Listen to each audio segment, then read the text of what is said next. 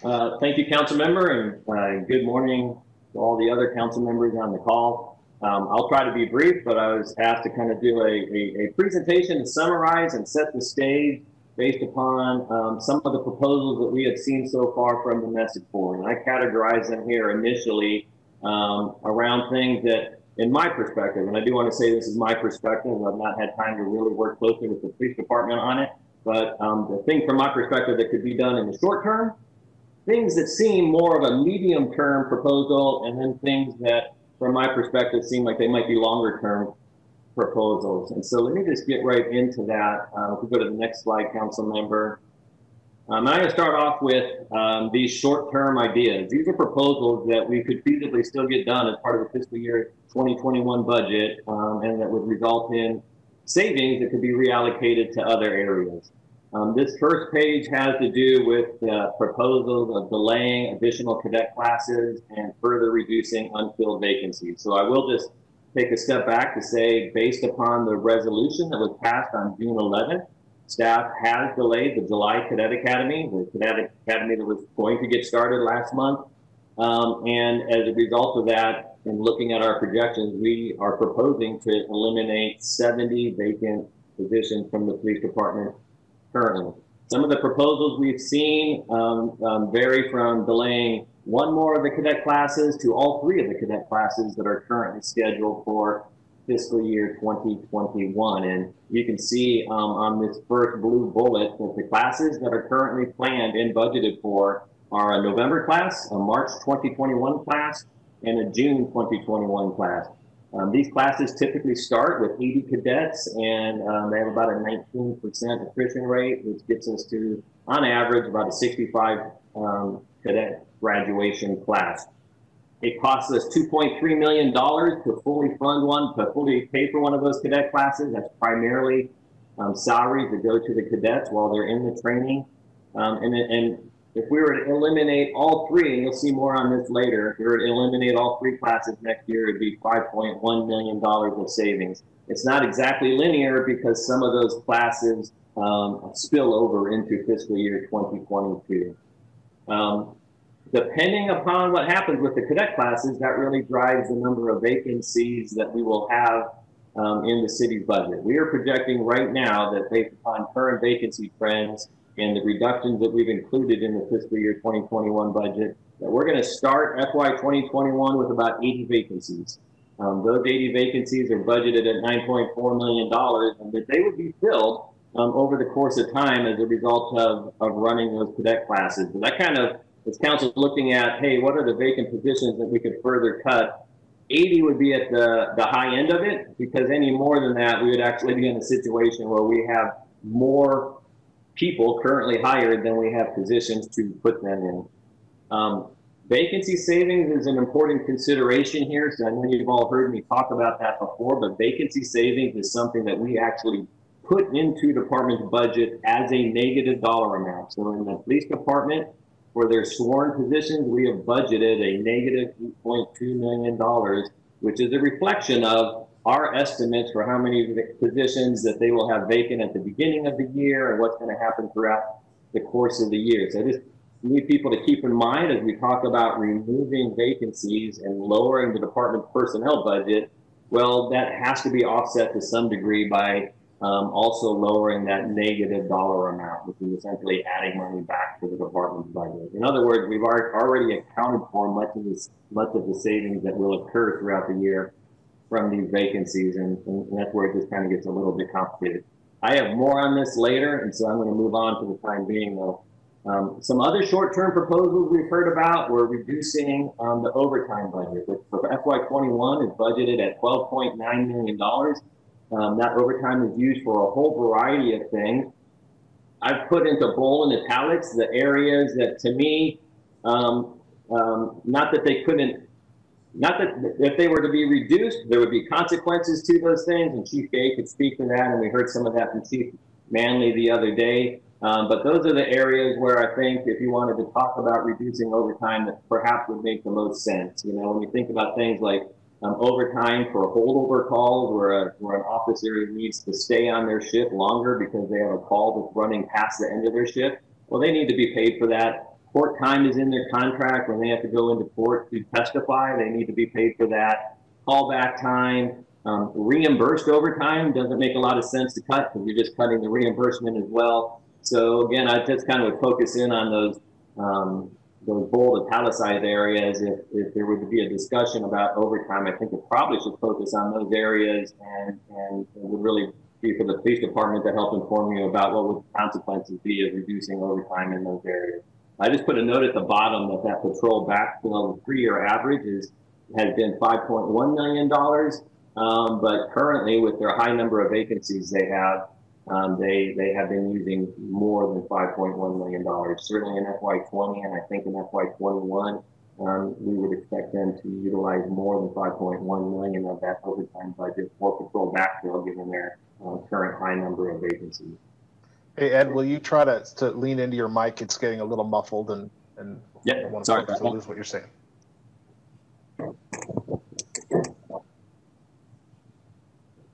So on the this next slide, some additional short-term ideas that have been talked about are just eliminating certain units.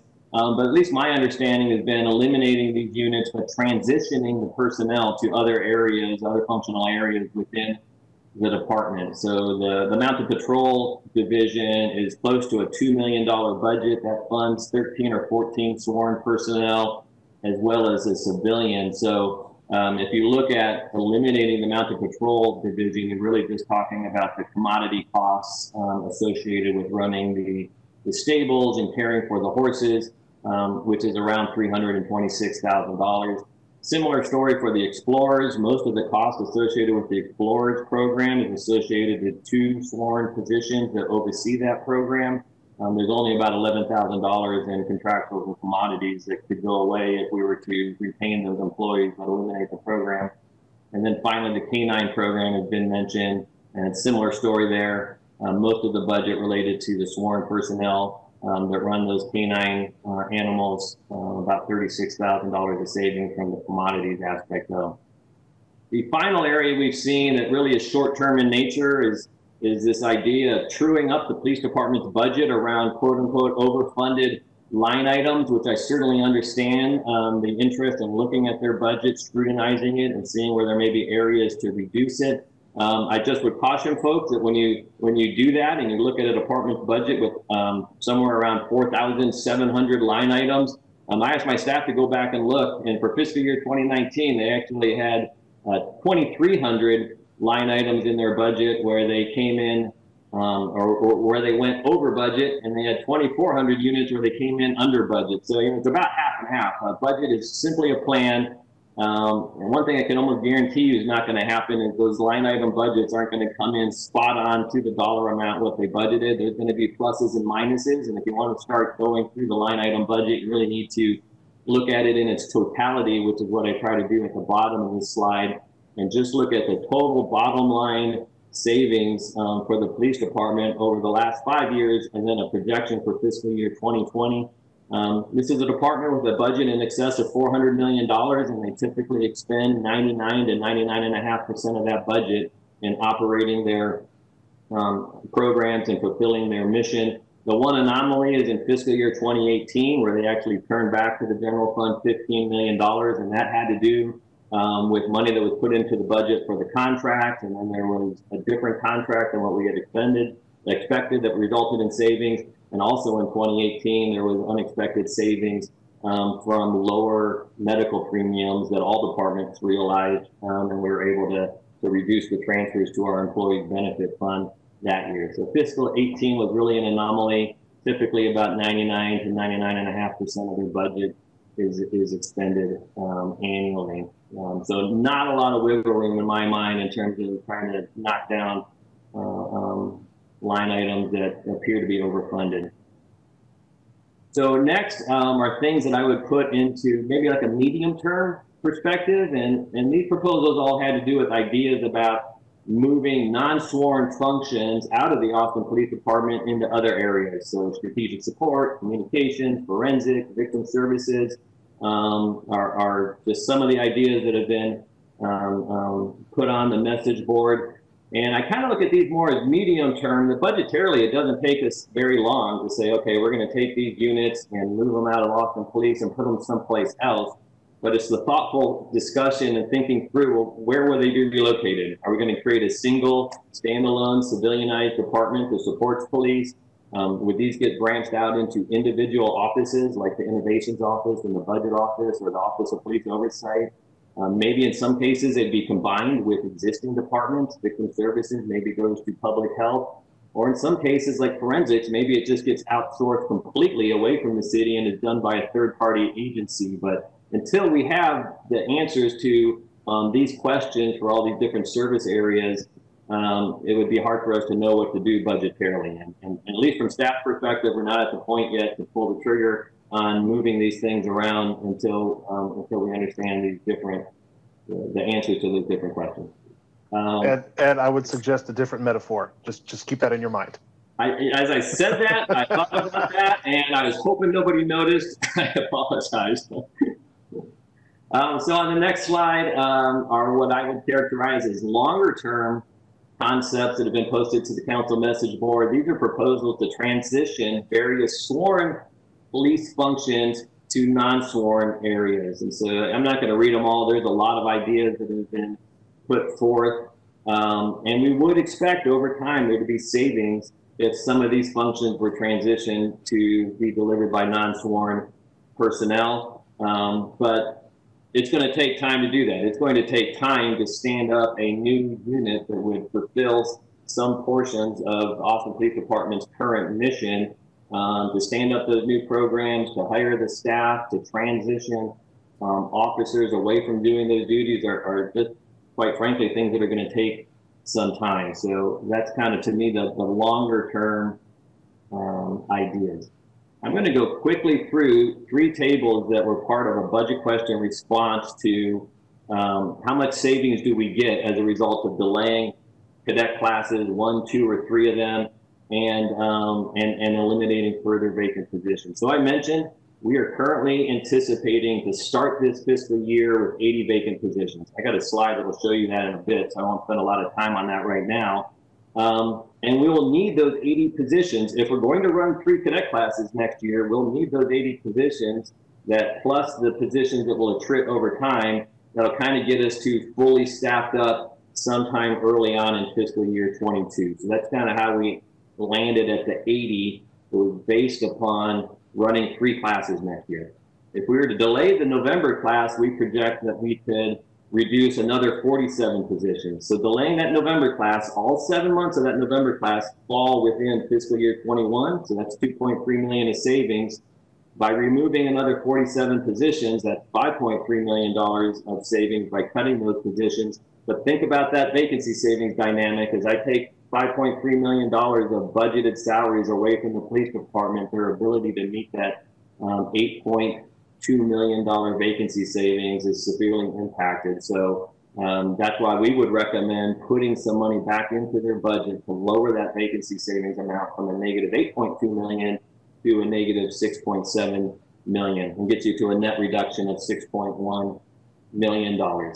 Before I go on to the other 2 scenarios, which I won't spend as much time on, just keep in mind also that the cadet savings, the cadet class savings, should be viewed as one time. Eliminating a position, that's permanent. We're not going to put the position back. But the cadet classes, if we're going to start running cadet classes again in fiscal year 22, we would need to put that money back into the police department's budget in fiscal year 22 so they could run those classes. Scenario 2, it's all kind of the same concepts, just the dollar amounts are different. But in scenario 2, if we were to delay both the November and the March cadet classes, and so in other words, we'd only run 1 cadet class next year, the one that would start in June. At that point, we could eliminate all of the 80 positions that we're projecting to have vacant at the beginning of the fiscal year. There would be no new positions being brought onto the force during the year, so there would be no need to hang on to any of the vacancies. That scenario saves a total of $9.2 million. And then in scenario 3, the only difference is that we wouldn't run the June cadet class, and so you get a few months of additional savings from that June cadet class. We wouldn't be paying the cadets in June, July, August, and September, so we save about another $800,000 on the cadet side. But nothing changes in anything else because, again, we can only cut 80 positions at the most because that would get us down basically to being a fully staffed up, fully staffed department relative to its authorized positions at the beginning of the fiscal year. But that would get the total to $10 million. I just have two more that should be real quick, but I hope this helps a little bit as we put together this graphic showing what the projected vacancy savings levels are. The blue scenario is what we proposed in the budget, and the red scenario is that scenario 3. The red scenario is the idea that we would not hold any cadet classes next year, and how does that, and we've cut 80 vacant positions. So in July, August, and September of 2020, the red line and the blue line, they're the same line. That's the fiscal year that we're currently in. We project by September we'll have 192 vacant positions in the department. That would rise by another 7 positions in October, but also in October, that's when we eliminate the 70 positions from the budget for what we proposed to council. And also in October, we have Cadet Class 143 will be graduating, and we anticipate there will be 47 graduates from that class. And so that math gets us down to 82 vacancies at the beginning of fiscal year 21. Why do we not cut the 82 then? Why do we only propose cutting the 80? There's uncertainty in these numbers, and we don't want to be in a position, we want to be cautious, and we don't want to be in a position where we have more filled positions than we have authorized positions. So we're trying to give ourselves a little bit of a wiggle room there. You can see in October, though, for the red scenario, if we were to cut those additional 80, we're down to only 2 vacant positions at the beginning of October. And then you can see we lose about 7.2 per month. So these month-to-month changes are going to be about 7 or 8 per month, just depending upon rounding. But our average over the last 5 years has been an attrition rate of 7.2 per month. So you can see how the vacancies grow. And then going back to that blue scenario, we would project if we were to run the November cadet class, we would graduate 65 cadets in June of 2021. And so you would see the vacancy savings number come down. In the red scenario, we're not running any cadet classes, we're not graduating any cadets, so that red scenario only grows.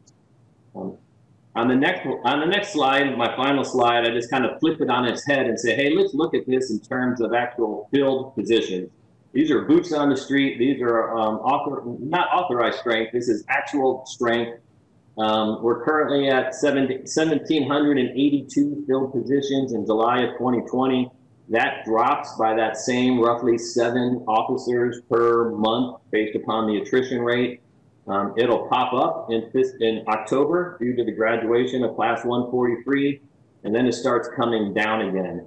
It is not until May of 2021 that you would see any variation between what we have in the proposed budget and this scenario 3, because in the proposed budget in May of 2021, we would graduate 65 cadets out of Class 144, and in the scenario 3 version, we don't. So that just kind of helps you get an understanding of, during fiscal year 2021, how will our actual authorized strength by month vary from what we have proposed versus this scenario 3. And again, it's just not until later in the year that you would actually see that separation.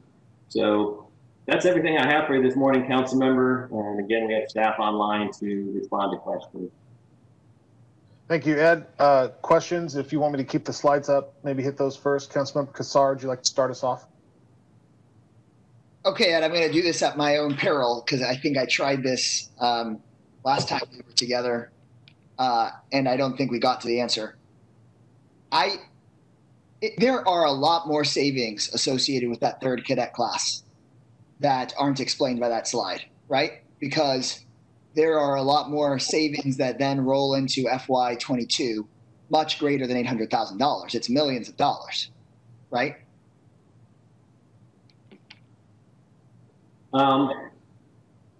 Because you're not having to pay the salaries of 60 more people, which is millions of dollars.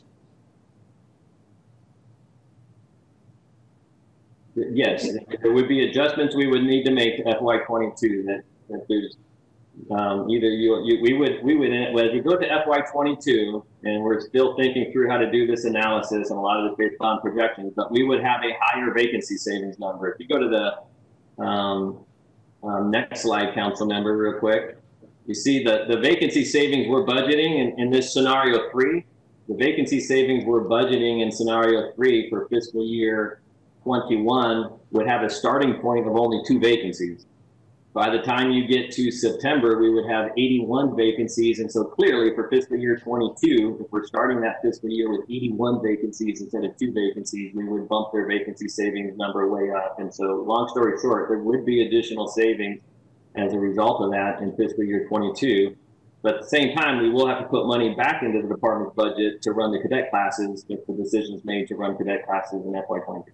Right. And so that's why my understanding of why canceling all 3 nets way more than 800,000 is that you can actually spend 10 million in recurring rather than that 5 million one time if you cancel all 3, because you know that there's going to be at least an extra $8 million in savings the next year.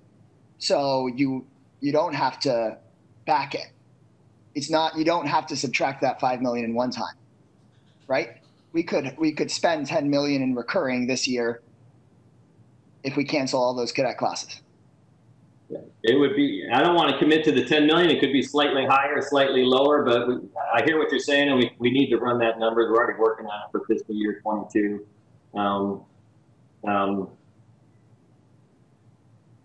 You know, again, we have to put that money back, though. The cadet money has to go back. So the savings will be more, but let us run the numbers on that. But I do think it'll be more based upon that whole dynamic in FY20. I mean, in the Q&A, it says that we would get an extra 8 to 9 million the next year. So then you'd have to back out the 5, but then you still have well over 10. Yes.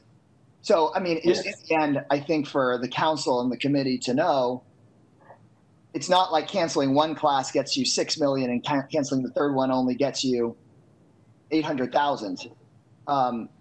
Canceling the third class also saves millions of dollars, but primarily by turning your one-time money into recurring money if we so choose, I think, is my understanding from the Q&A.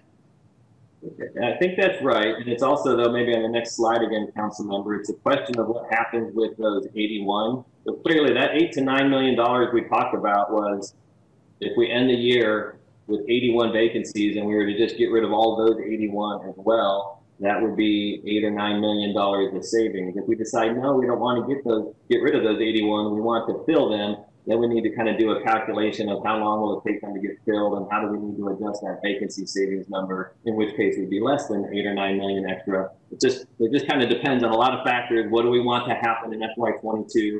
Are we going to start the next cadet class in October, or would we wait until sometime later in the year? A lot of variables, but. Understood. But the point being, I think the really important part for us to grapple with is that if we want to do significant investments in hiring staff, in hiring doing things for EMS that are recurring, in the family violence shelter that needs staffing, or permanent supportive housing that is ongoing services, then we would need recurring dollars. And that second and third cadet class provide recurring dollars. If we basically say we've done 143 cadet classes and we're just taking a break this year, then that would be what actually generates those recurring dollars by basically banking on the fact that in FY22 you would have less staff. I hope that made sense, but it's way more than $50,000. It made sense to me, and we need to get that information out to you with like dialed in numbers, and we're working on that. So I think, you know, and I should have prefaced the conversation with this, right? What we want to try to get to today is how are we setting up accurate decisions for us to all vote on during budget next week. So getting more data back is an appropriate conclusion for today. And I'm mostly saying this to the public because I know y'all know this because we've all set it up this way. And I think there's a good, important question about when we have confidence about canceling a cadet class. And I'll just put this in, I'll use I statements, right? I'm comfortable canceling November. I'm not yet comfortable in canceling March. And I might be comfortable canceling in March 3 or 4 months from now if the training academy, if the training research is not done, if we don't have training we're comfortable with yet. And so rather than the kind of deep line item analysis that we're inevitably going to get to, for me, it's more, well, let's not spend it on anything yet. Let's not promise we're going to do a KVET class. Let's also not pre-spend the money. And we can put that to the side as we continue the work in kind of this medium term. That's the way that my head is thinking about it. Other questions? Councilmember Harper Madison. Thank you, Chair. And I really appreciate you offering us that opportunity for clarification there. I think it's very helpful, not just for us, but for the general public to sort of see that there aren't that many of us who are operating with definitives. It's sort of, there are so many variables. So it's, there are multiple if this, then what scenarios. And that's one of them for me. What happens with the continued assessment and audit of training materials and curriculum, et cetera, including, one of the things that I'm deeply concerned about and but would like to see some movement on is, not just the curriculum, but who's delivering that curriculum. So I appreciate that you, presented it in a way that it's fluid and flexible. So that gives us options. I don't want to offer people anything in the way of definitives because, frankly, I don't think it's appropriate. I think it's a potential for setting us up to say, we told you we were going to give you X and then we didn't. I don't want to do that. I would much rather disappoint people on the front end with asking for flexibility than disappoint people on the back end by promising them things that we can't deliver on. I really feel very strongly about not doing that. I'd say often, a lie by omission is still a lie, and a lie by overpromising is still a lie. And I don't want to lie to our constituents. But there is a slide where I just have a quick question. A lot of this, we've already asked these questions. We've already all talked to Ed. So I think a lot of this, we don't have to belabor. But there is a question where there was a breakdown line by line. And one of the, I'm sorry, I didn't catch the page number. I'm watching this one. You just passed it. The one with the blue, the two separate blue columns. This one here is one that's been brought to my attention on multiple occasions. Special investigations, Lake Patrol, and then AV Wrecker. That's one that's been brought to my attention on multiple occasions by firefighters and the fire department. There tends to be this sort of distinct frustration about, the road continuing to be obstructed and not being able to clear the road, et cetera, because there is the requirement, and I'm not sure where this requirement lies, but apparently there is a requirement that PD has to make the call to the wrecker. So like the firefighter can't make the call to the wrecker, the citizen can't make the call to the wrecker. PD has to show up and make the call to the wrecker. Chief Gay, can you expand on that for me and tell me if that is in fact the case?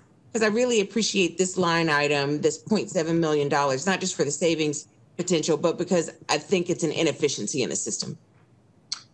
Council member, I don't really have the answer for you. I would believe that any public safety entity should be able to call a record to clear the roadway, but I will get that answer for you. And if that is an inefficiency, then we will sort of figure out how we can change that.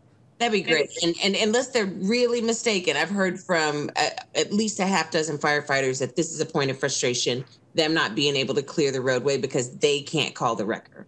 The other one on here that I'm curious about, recruiting, $3.6 million.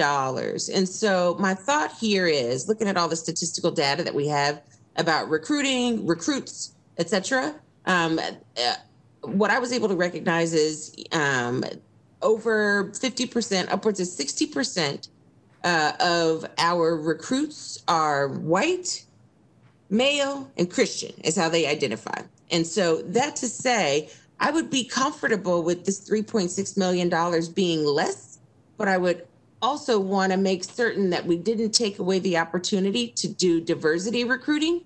It's clear to me, by way of the numbers that I'm looking at, we don't need to recruit white male Christians, but we do need to have some effort towards recruiting Black and brown folks and women.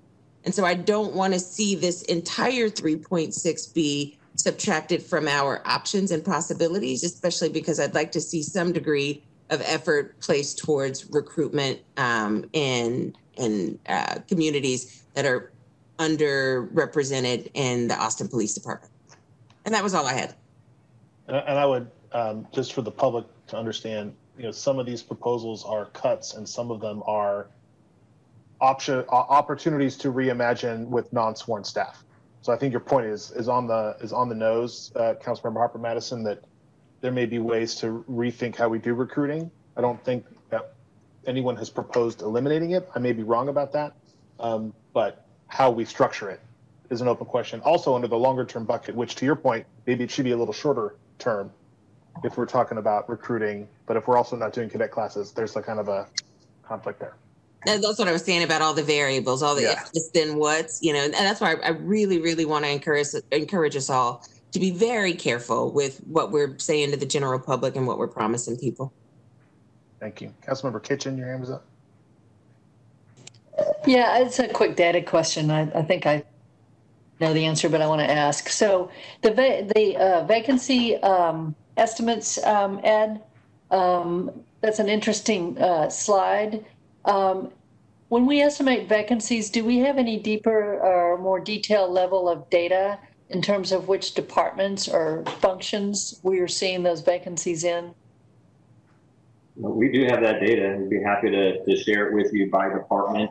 We generally budget the vacancy savings amount based on historical trends, and so our goal in the budget office is we don't want people to not be able to fill their positions because we gave them this huge vacancy savings number, but we do want to reflect a vacancy savings number that is reflective of kind of their historical trend, this treadmill of people leaving the organization and the time it takes for us to bring new people on. And that vacancy rate varies by department from anywhere from as low as 0% to maybe as high as 12 to 15%, just depending upon the department. And do we have a hiring freeze going on like we do right now? But I have all that data. I'd be happy to share it with you. I'm sorry, I should be clear. I don't mean by department. I mean by the different functions within the police department. So, and you don't have to tell me now. I can get it later. In other words, if we if we were estimating 9 vacancies in November 20 or 89, depending on which line you're looking at, what I don't know if I call them functions or areas or sub departments of the police department. I would just like to know what data you have that breaks that down for me, and if you could send that. I mean, we can send you a formal request on that. But it sounds like you do have some data. Is that right? Well, I'll have to check with the police department. I don't want to say for sure we do or we don't, but the police department does have the ability to move their staffing around. So if they have a real high number of vacancies in like a first response patrol area, they may need to move some positions away from a different unit to fill that need. And so I'll have to get with the police department to see the ability for us to track their vacancies by unit or activity. Yeah, I'm not asking how they're filling them. I'm asking who's leaving. In other words, so question that I have. So if we're, it looks like we're in the same spot by June of either scenario. We're in roughly the same spot, depending on whether you're looking at June, July, August, or September of next year. And so I'm just wanting to understand better, particularly since we are projecting and thinking, although we don't have data, of course, about it yet, is that by freeing up some of the functions from the police, that frees up police, sworn police to fill other areas of need. So that's eventually what I'm trying to get to, and I know we don't have all that data right now. So okay, I'll send a specific question. Thank you. And I would add to that, to what Councilmember Kitchen said, is unlike other departments where the council authorizes a single FTE number, we authorize by class, right?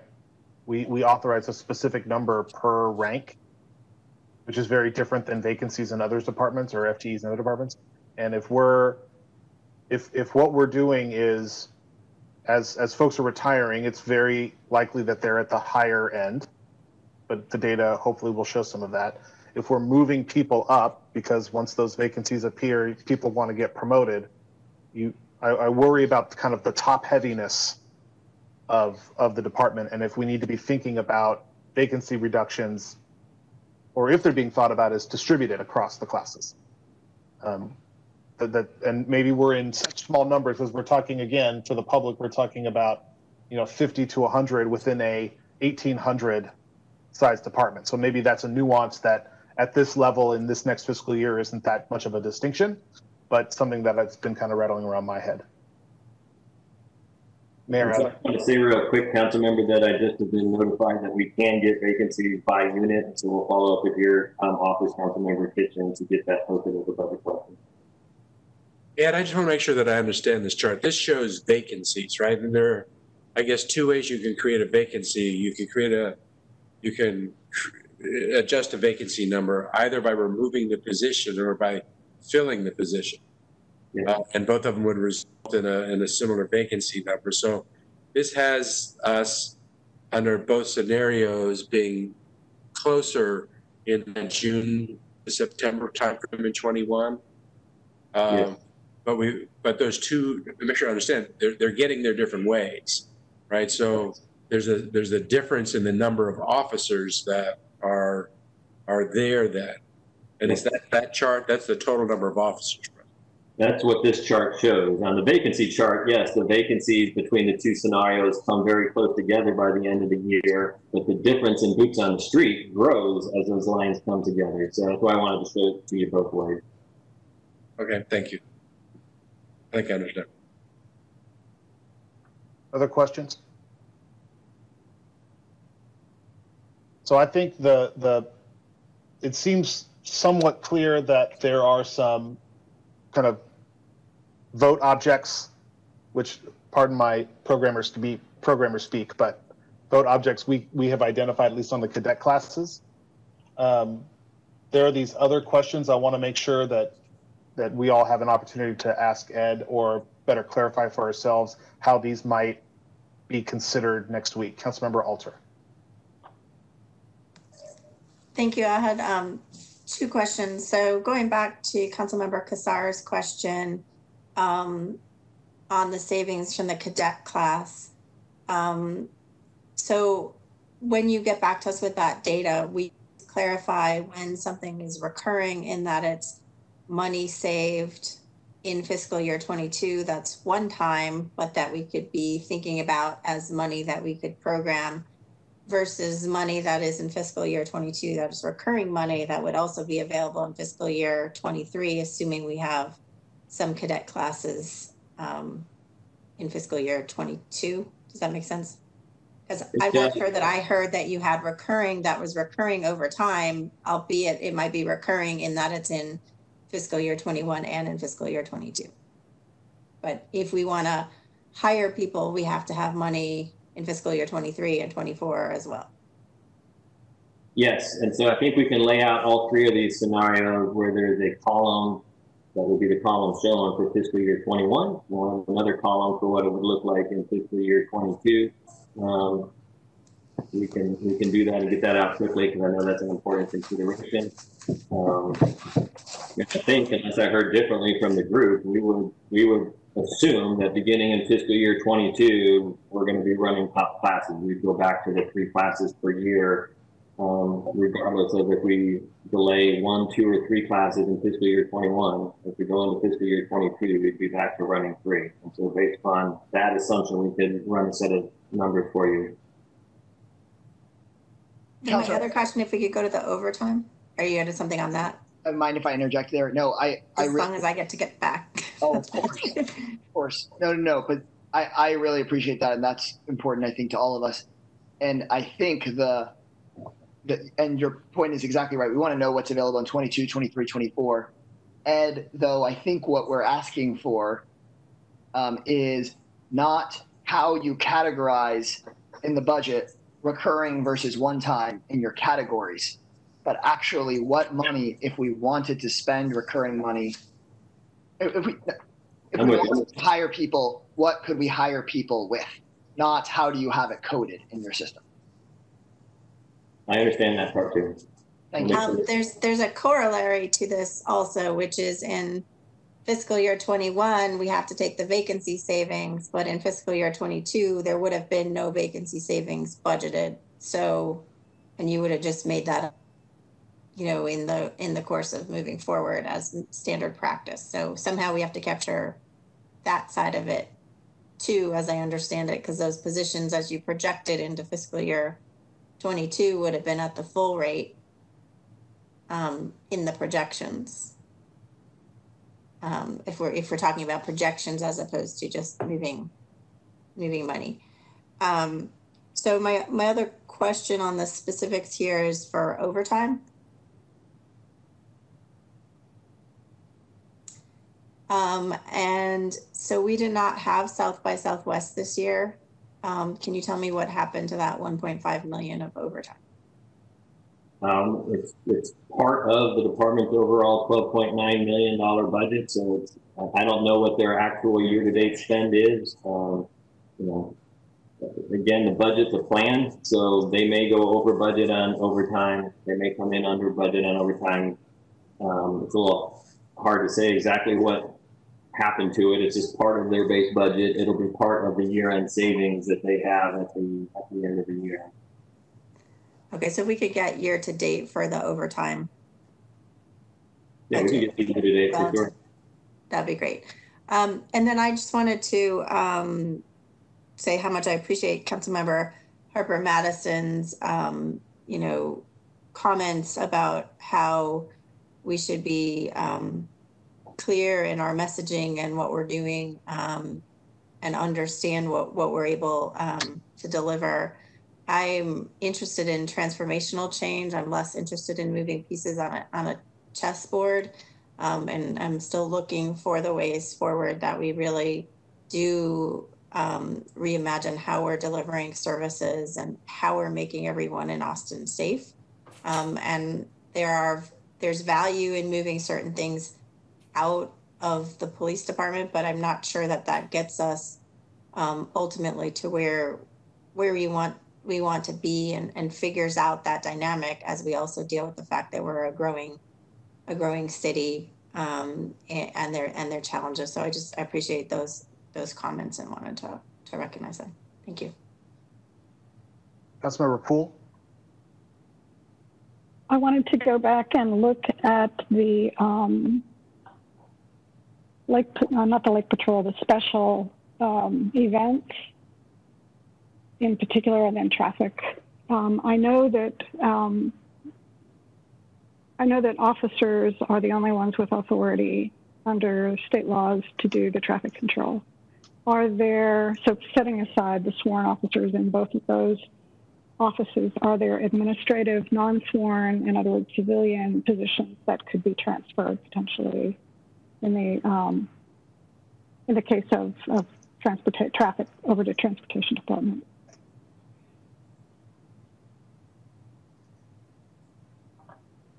Do we know?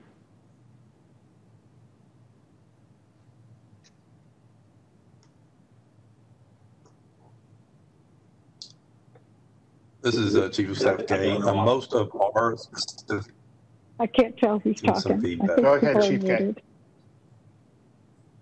I'm sorry. Most of the staff in our special events in our department are sworn personnel.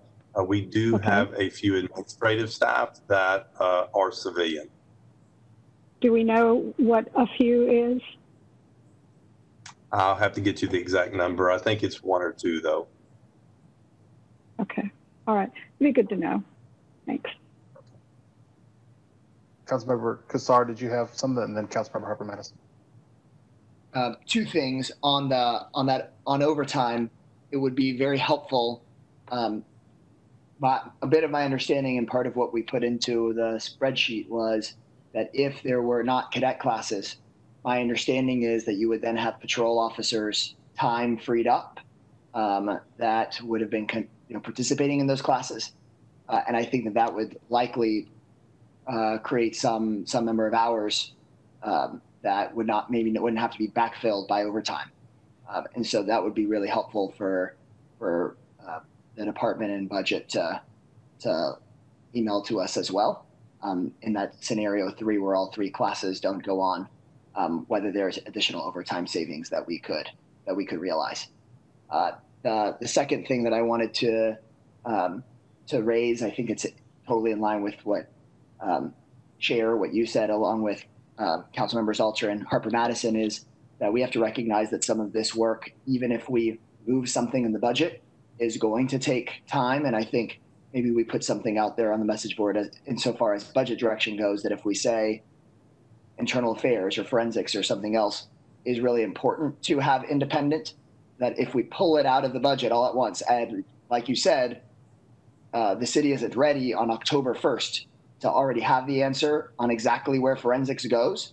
But if the council makes the decision to say it is so valuable for it to be independent, that we make it independent, what kind of direction we could include, so that, to Councilmember Harper Madison's point, we're very upfront with the community about what we mean, that what we mean is we do want it to be independent. We have voted to make it a separate line item, and the manager is going to separate it, but that does not necessarily mean that it is hosted in a new department come October 1, because I think understandably it would take some time for that process to happen along the fiscal year. So that's my expectation, and I want to keep saying that out loud so that folks know what it is that we're doing. Councilmember Harper Madison.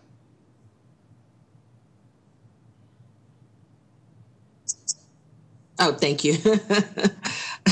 Thanks for the assist, Chair Flanagan. I actually had what I hope to be a quick question. There was, Ed, you said something about the 3 cadet classes. It was my understanding that until this year, where we were going to have one in February, one in July, and then one in the fall, that it's not customary that we have 3 cadet classes. I thought customarily we had 2 cadet classes, and that this year was an anomaly. Is that not the case? Is it that we adopted the 3 and then moving forward, we're going to perpetually have the 3? Can somebody clear that up for me? Maybe Chief Gay? Yes, Council Member. We historically have had 2 large classes and then 1 lateral class. This year was the first year that we did not hold a lateral class. Those classes are usually smaller.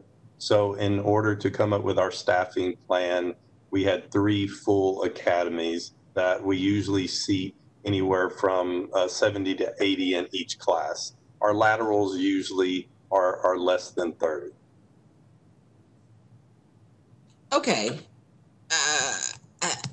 I guess, I'll try to get with you offline to get a little more clarity there, because it's still a little bit confusing about what we do customarily, for me to be able to think through what are we doing differently here. And to Councilmember Alter's point, not just moving pieces for the sake of accommodating any particular ask or, any particular sort of independently driven agenda. Like, I want to know, what do we normally do and how are we making true transformational sustainable change? So I got your email and I'll respond to that, and I'll ask that question additionally. Then the other thing I wanted to ask you to clarify for me is, Councilmember Kassar said free up patrol officers and not have to backfill because of their involvement with Academy.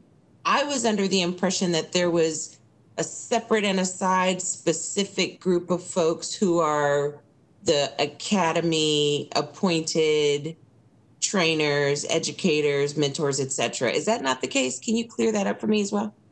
Absolutely. Great question. We do have permanent staff at the Academy, but there are certain times throughout the Academy that we do scenario-based training, and then we utilize our field training officers that are in the field, and we pull them back to the Academy for a few weeks throughout that 32-week period. So, but usually that is managed, and those are planned events. So it usually would not cause a backfill situation, because the supervisors plan for those situations to where when those FTOs would be assigned to the Academy. So normally a shift would allow 2 people to take vacation off, But if someone was off on special assignment, then for that week, they would only allow one. So usually it would not cause a backfill. Now, if there was someone that was sick on top of that, then yes, it would cause a backfill situation. Did you see how Ed presented the information earlier in a scenario 1, 2, 3? I wonder if you could work with my colleagues and I to have us be able to better see what those scenarios look like. You said usually, but what's unusual, what's usual, what are the implications of what's usual and what's unusual? I think knowing that would be helpful for us to understand some of those variables as we move forward with this decision making, especially if that's one of the things that we're taking into consideration in that sort of overtime category. Is that something that y'all can help us produce for us? Absolutely. I'd appreciate that. And I'm certain my colleagues would also. Thank you. All right. So we're 2 minutes to when we want to break for lunch. If anyone gets any quick comments in, and then I'll kind of telegraph what I think the afternoon will be. Mayor Pro Tem. Yeah, just quick comments. I think it does really illustrate the difficulty that we're facing in wanting to be responsive to the community who have put us in these positions. And so while I absolutely agree that we need to be careful in the promises that we're making, I think we also need to be careful in referring to community asks in certain ways too. And I think we all have the same desire to keep our community safe as possible. I 100% agree with how Councilmember Alter explained and characterized the motivations of all of us. But this having will be my 6th budget, I know how hard it is to get things done in every single budget. And I'm just really concerned that we really need to make some drastic decisions and drastic changes. Otherwise, I've seen it time and time again, how the can gets kicked down the road, and I can give you 1 zillion examples of that in my time on this council. And so it's many of us, I think, are being responsive, wanting to be responsive to community asks. And that, we've seen this overwhelming involvement, people calling in and saying this is the first time they've ever called city council. And I think it's important that they know that we're listening, and we all want to do the same thing. We just have maybe different timelines. And I understand there's comfort levels on timelines, but and maybe it's just me coming from a position where this is my last budget as a city council member, and I want to really be part of seeing some I'll just stop there. I don't want us to kick this can down the road. We have this moment and we need it. Thank you, Mayor Pro Tem. I really want to get to you, council members, but I do think we should take a lunch break because I don't want to have difficult conversations while hangry. I certainly don't like to do that. If you could be brief, please, Councilmember Kitchen, then Councilmember Alter. Very brief. My values are public safety and very, very quickly and urgently investing more in our community in health and social services. I share the Mayor Pro Tem's sentiment is as a community and as a country, we are way overdue and way past time to invest in people. And so I'm looking at this through that lens. Councilmember Alter. So my comment is more of a nitty-gritty comment that I wanted to just flag for folks. 2 years ago in the budget, we tried to create mobility officers that would take over some of the roles that police were doing. In trying to look through some of the traffic things and sort of seeing where things got impacted by COVID, et cetera. And we have discovered that there's been certain roadblocks. And I wanted to let folks know that I'm going to be putting forward an amendment asking for $30,000 to do a classification and compensation study so we can do the next step for the mobility officers. The transportation department is all ready to be able to do this. There was a delay because they had to do a broader classification and compensation study for all of their classifications because the mobility officers have to be a step in there. But there's an opportunity that once the parking revenues come back, that we'll be able to fund the mobility officers from parking revenues, as was the original plan. They had to kind of step back because of the drops in parking revenue, and those positions are not currently in the budget. So I will be putting forward an amendment that will be asking for that $30,000 from general funds because we don't have the parking revenue to do it from that.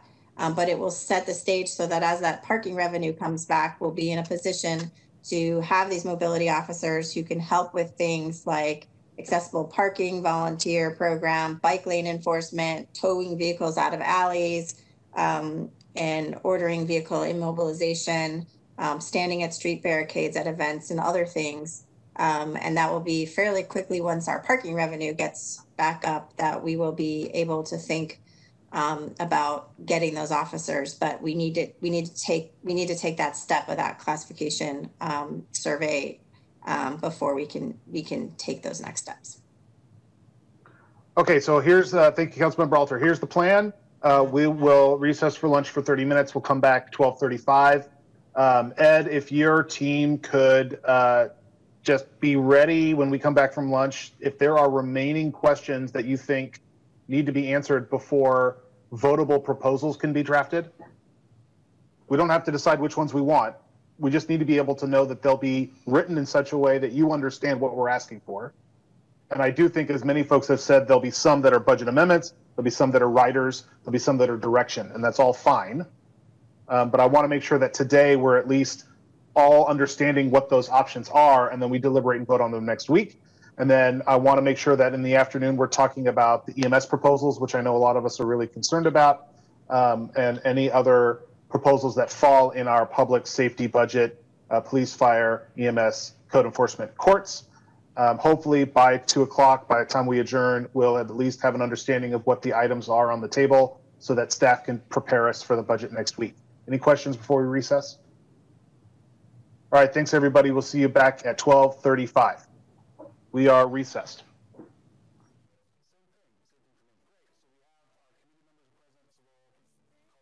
Back out of recess. So as I said before we went into lunch break, it would be great, Ed or any other staff, if you all have questions or areas where you think the council members need to provide some more specific direction or indication of what we want to see for next week. Well, I had a discussion with some of my people after that, and I think we're pretty good. We're feeling pretty good about what's been posted in the message board, the conversation we had at the work session on Tuesday, and the conversation we had today. We will be reaching out to you probably while this meeting is going on. Diane and Will and others will be reaching out to your offices to take some of these concepts into the specific budget amendment language that we will need to have to be considered next week. But and we would like to get those ironed out as soon as possible so that we can get them available to council as soon as possible so you can start seeing the details of what will be considered next week. So I don't have any specific questions or clarifications for council at this point. That's not to say we might not have some one-on-one, but I think right now we're in good shape. That's great. I would like to review quickly, and I don't know that there's a presentation for it, but you know, there are EMS items from some council members to increase resources, and my recollection from Tuesday was that there were timings involved in that. So there was the EMS proposal, I think, talked about adding an ambulance at one point, and then another 6 months later adding another ambulance. And Councilmember Alter, I'm sorry to interrupt your lunch, but I think pretty sure that was your proposal. If you even just want to turn your mic on and weigh in. Sorry, you're on mute. Do you want me to outline? Well, can you remind the EMS proposal that you put out, and I'm afraid I don't have it in front of me at the moment, but were you laying out it was over several different time points?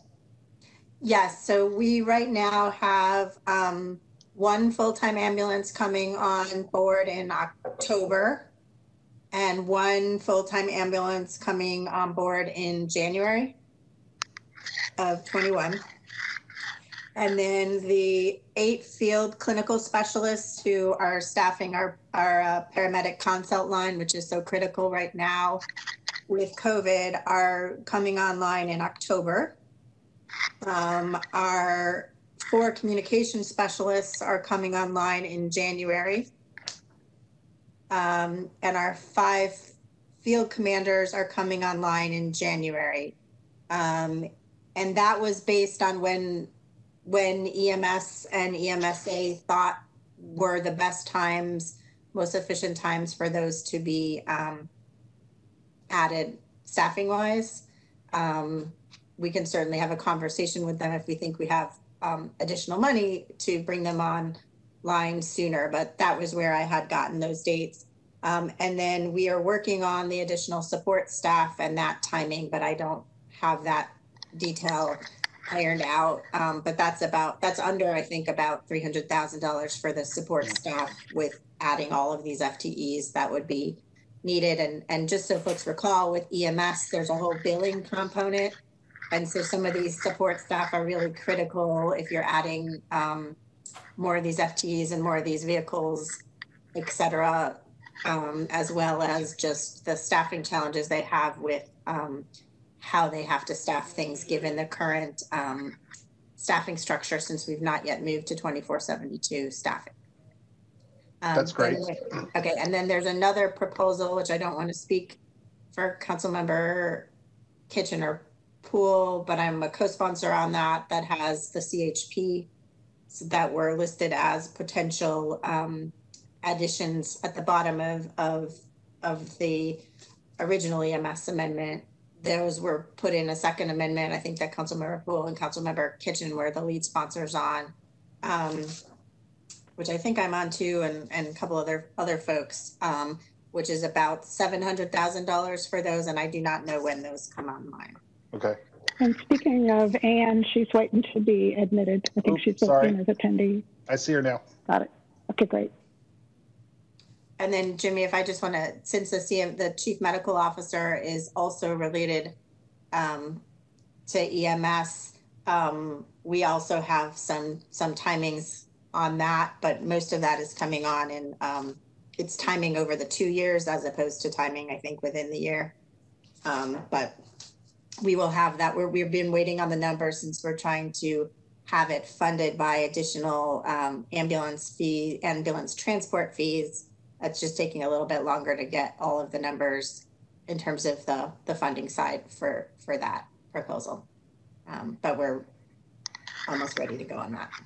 Yeah, Ed, do you think that there'll be the fee stuff I'm really interested in? Will that be ready for next week?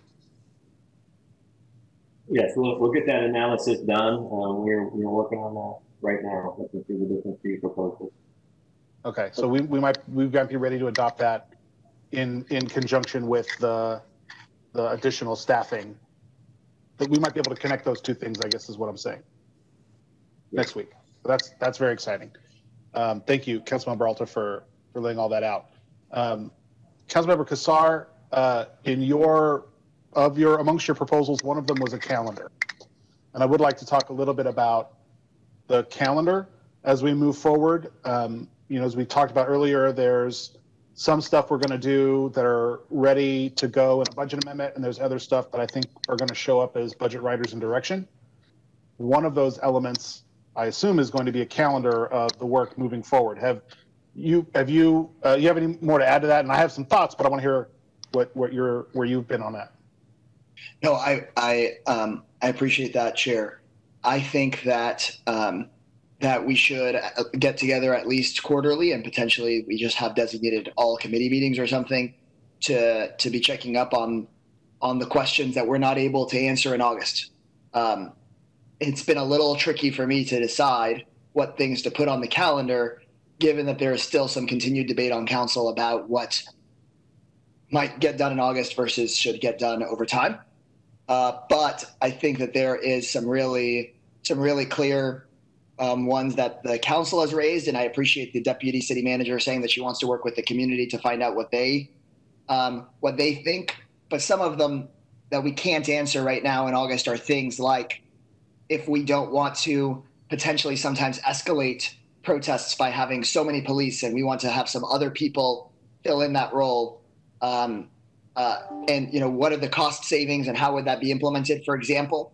That's something where none of us have fully fleshed out an idea on, and we are not going to be able to get done between here and August 12th. But rather than potentially like having each of those items in a calendar, we might just want to set that we're getting together every quarter or something, and then have the community and the city manager with input from council members flesh that out after August 12th, especially once we've seen what we've done in the budget. So that's where I sit now, but I really welcome y'all's thoughts. Yeah, I think that makes a lot of sense. My kind of straw proposal on that would be that next week we can adopt in direction the schedule of budget amendments without specificity, but directing the manager to have staff put a budget amendment item on council meeting agendas in November and February, just to throw 2 months out, right? Because I am more comfortable with quarterly. I think 6 months is probably too long. To the Mayor Pro Tem's point, if you wait 6 months, we got to work a lot more in the middle. And then committee meetings can then fill those gaps. This committee would be filling those gaps, making sure that we're heading into those quarterly posted budget amendment items, working through what we think can be done, to your point, because it's just going to take a lot of work figuring out what's ready at what point. And I think the overlay for me and part of it is, and Ed, this is going to be part of what I'm hoping we'll see as staff kind of gets into amendment language. When there's a proposal, as Councilmember Alter articulated, that implements over 2 years, how much of that is decided in August? How much of that might be decided in November? How much of that might be decided in February? So if there are decision points, we can also attach to that, because we're saying we want to do things now, but there are question marks, say, on cadet classes. There is a little bit of that we can think about. And so it'll be good to know for budget amendments when, we can adopt it in the budget, but also kind of by this date, it's too late to undo it.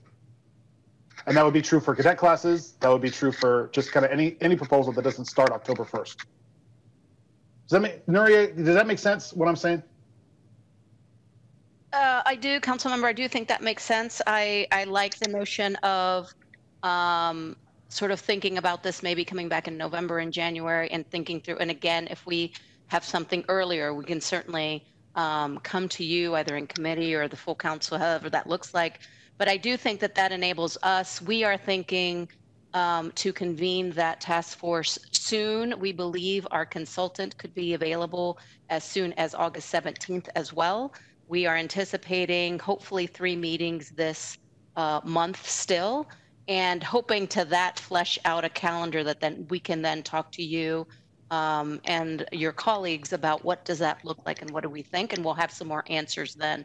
But I do like the notion of sort of setting a placeholder for quarterly meetings where we can come and speak to you about it.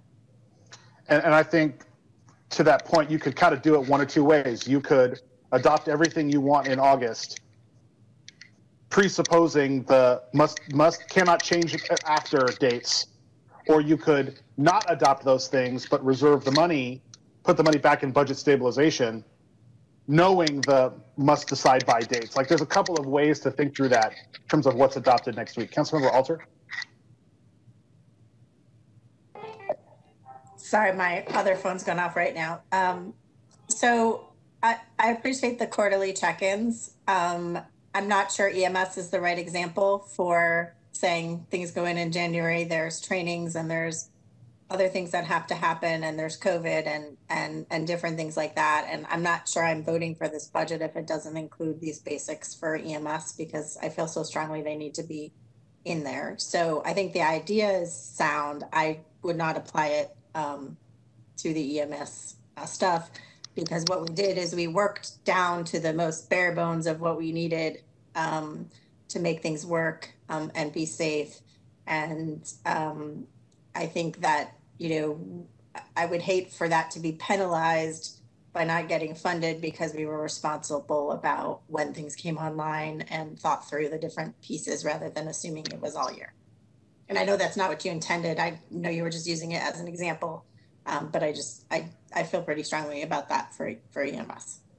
Yeah, that's good. That's good clarity for the public too, because kind of my point, and I hope staff will be able to answer that question, is just because you say an ambulance comes online in January doesn't mean you don't have to spend money until January. Because to your point, you have to train, you have to recruit, you have to do things. Right. And we would probably be buying both ambulances at the same time, but the ambulance takes a while to get delivered. You have another ambulance you can use, but you have to buy the ambulance, and then but you can't staff 2 ambulances if the ambulances don't exist, but you may have 1 ambulance you can staff. So there's some details there, the logistics that we try to accommodate in there. Cool, that's good to know. Councilmember Kitchen. I think Councilmember Kassar may have had his hand up first. I'm not sure if you. I called on you first. Okay, all right. So, you were categorizing the kinds of changes that we had. So, just to bring another kind up, just for awareness, is that I did post to the message board this morning the budget writer I talked about yesterday, and that's really. A large part of that is a second-year funding item, and it relates to the investments in homelessness. I am hopeful we can make some of those investments this year, but my intent, and I know that Councilmember Kassar has that in his proposals, but my intent with my budget writer this morning is for us to make a commitment now and a direction to our staff now to include in next year's budget the modest investments that were identified by our consultants related to homelessness. In other words, I don't want to wait till next year for direction that we want to see those things in next year's budget. So that's a little bit different characterization of timeline, but I wanted to let you know that there is one budget writer that does that. Yeah, and I'm definitely interested in budget writers that direct future. I think that's okay. That's a great place to be. Councilmember Kassar. Before we lose the thread on EMS, I just want folks to see, and I really appreciate Councilmember Alter's proposal. Hers is, I do think, a good minimum standard of what we should get done in this budget. But I do want to call folks' attention to what I posted. It does include just about $1 million more. As Councilmember Alter described, there may be some things we can do more if we can find more money, including getting more demand ambulances to 24 quicker, getting to the 2472 quicker would be about $1 million extra. So I think we've all expressed that if we can do more, we should try, and that's what's in mind. I just want to call folks' attention to that. And then same thing, I support Councilmember Kitchen us saying let's meet those consultants' report as soon as we can. I would hate to say we're going to do it, but then not do some now because we only have 2 years to meet the goal. So if we want to meet the goal in 2 years, we've got to take a big chunk out of it now. I posted to the message board some questions or criteria that I suggest that we use when we're thinking about where to reallocate the really limited dollars. Because, of course, I support everything everybody has posted. I don't think we'll have enough money for all of those things. And so the 3 questions that I think would be important to me in this moment about where to send limited funds would be to ask, does it reduce harm or violence in our community? That is, does it make us more safe? Are these investments the ones that will push equity the hardest, be that racial, economic, gender, et cetera? Does it make us more just? And finally, will this reduce the need for 911 because it prevents challenges before they happen for people's health and well-being? Does it reduce the reliance on over-policing? Because clearly, if we're going to be pulling dollars out of policing, then I think our shared goal is to try to make up for this in a reimagined way of public safety. So those 3 questions, for me, some things really, really hit all 3 of those points. And so I would prefer to consider those things first for limited dollars as we try to sort our priorities. And of course, it's the job of the dais for everybody to deliberate what meets those 3, what matters to you, and everybody's got their vote. But I just wanted to see if that might be a useful framework as we head into that part piece of the work as well. Yeah, I would definitely agree with that characterization. And Mayor Adler gets to run that meeting, so I don't have to make those decisions or call on folks in what order for that. So good luck, Mayor Adler, next week. Any other comments? I mean, I feel like we've done some good work today. I feel like we've clarified. Councilmember Alter? If Councilmember Harper Madison is back on, I wanted to ask if she could speak to the investments that she was talking about with Councilmember Poole about the recreation centers on the east side.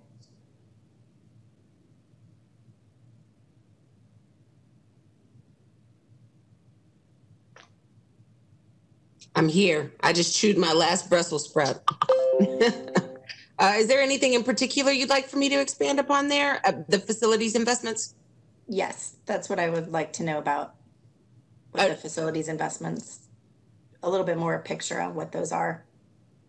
Well, so I think a specific question would be helpful, but if I'm just being extraordinarily broad, there are a lot of needs as far as facilities are concerned that are just sort of basic needs. And then some of those are, beyond that. So the Millennium Youth Entertainment Complex, for example, there's a $281,000, they've been awarded $281,000 that we haven't to date been able to give, but it doesn't matter because they need 5 times that in order to take care of some of the needs in the facility. The HVAC, the roller rink, the theater that's been out of operations for years at this point because they were operating on this obsolete reel-to-reel system, the arcade. So there's a lot of need there. And then I could go on specifically for each center, but it's mostly that kind of capital improvement.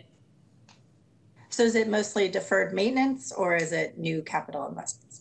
It's both, but I would say mostly deferred maintenance. So for example, with the Millennium, being able to repurpose that theater space would be a new investment of sorts. It's a space that they already have, but they can't use it how it's currently designated. So that would be a relatively new expenditure. And then additionally, we're thinking about how to, as everybody's making these adaptations, we're thinking about how to repurpose that space. So we have this giant roller rink, for example, that could be used to, the board is discussing how they can repurpose that space for virtual learning opportunities. Given the sheer size of it, there's so much in the way of possibility around distancing and, exercising an abundance of caution, but having, our scholars be able to utilize that space. In which case, them being able to take that into consideration, us being able to have somebody make an assessment about the viability of what it is that they're taking under consideration, that would be new. Okay, so I want to throw out there an idea I have that would be able to be used for deferred maintenance and building rehabilitation of the Millennium Center and other recreation centers on the east side, depending on how far the money would go. So as part of one of our financial policies, we set aside a certain percentage of funding that is for facility rehabilitation and betterment. It's mostly for deferred maintenance. And reviewing what's in that already budgeted right now, there's $750,000 that is budgeted.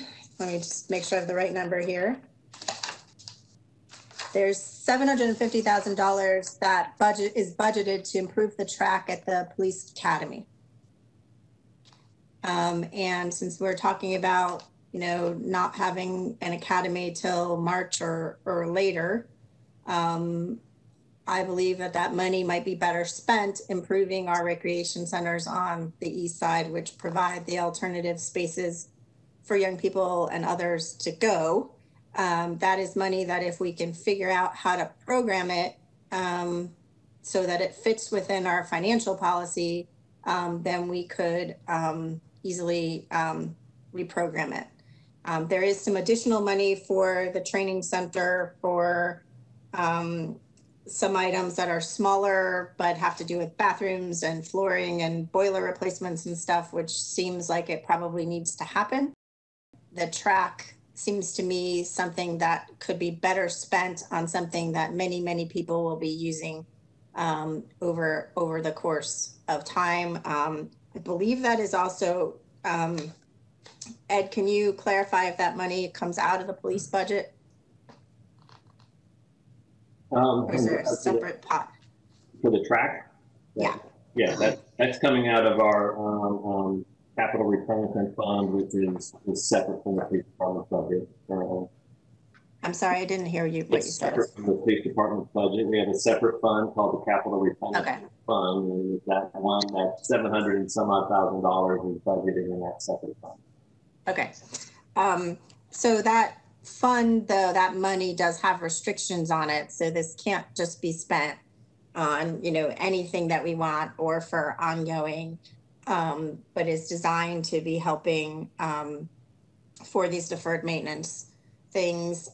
In my mind, that budget has very little in it for PARD in general. And I think that this would be an excellent use of funds for us to show a commitment to addressing the recreation needs of those centers. For my part, I would support that. It was some good work we all did creating that fund. We never really got into the equity decisions around how that fund picks and chooses its projects and in what order. So I think that's an excellent conversation. And I will also add that when you look at where the fund is going, there is some money in there for EMS, for various EMS needs as well.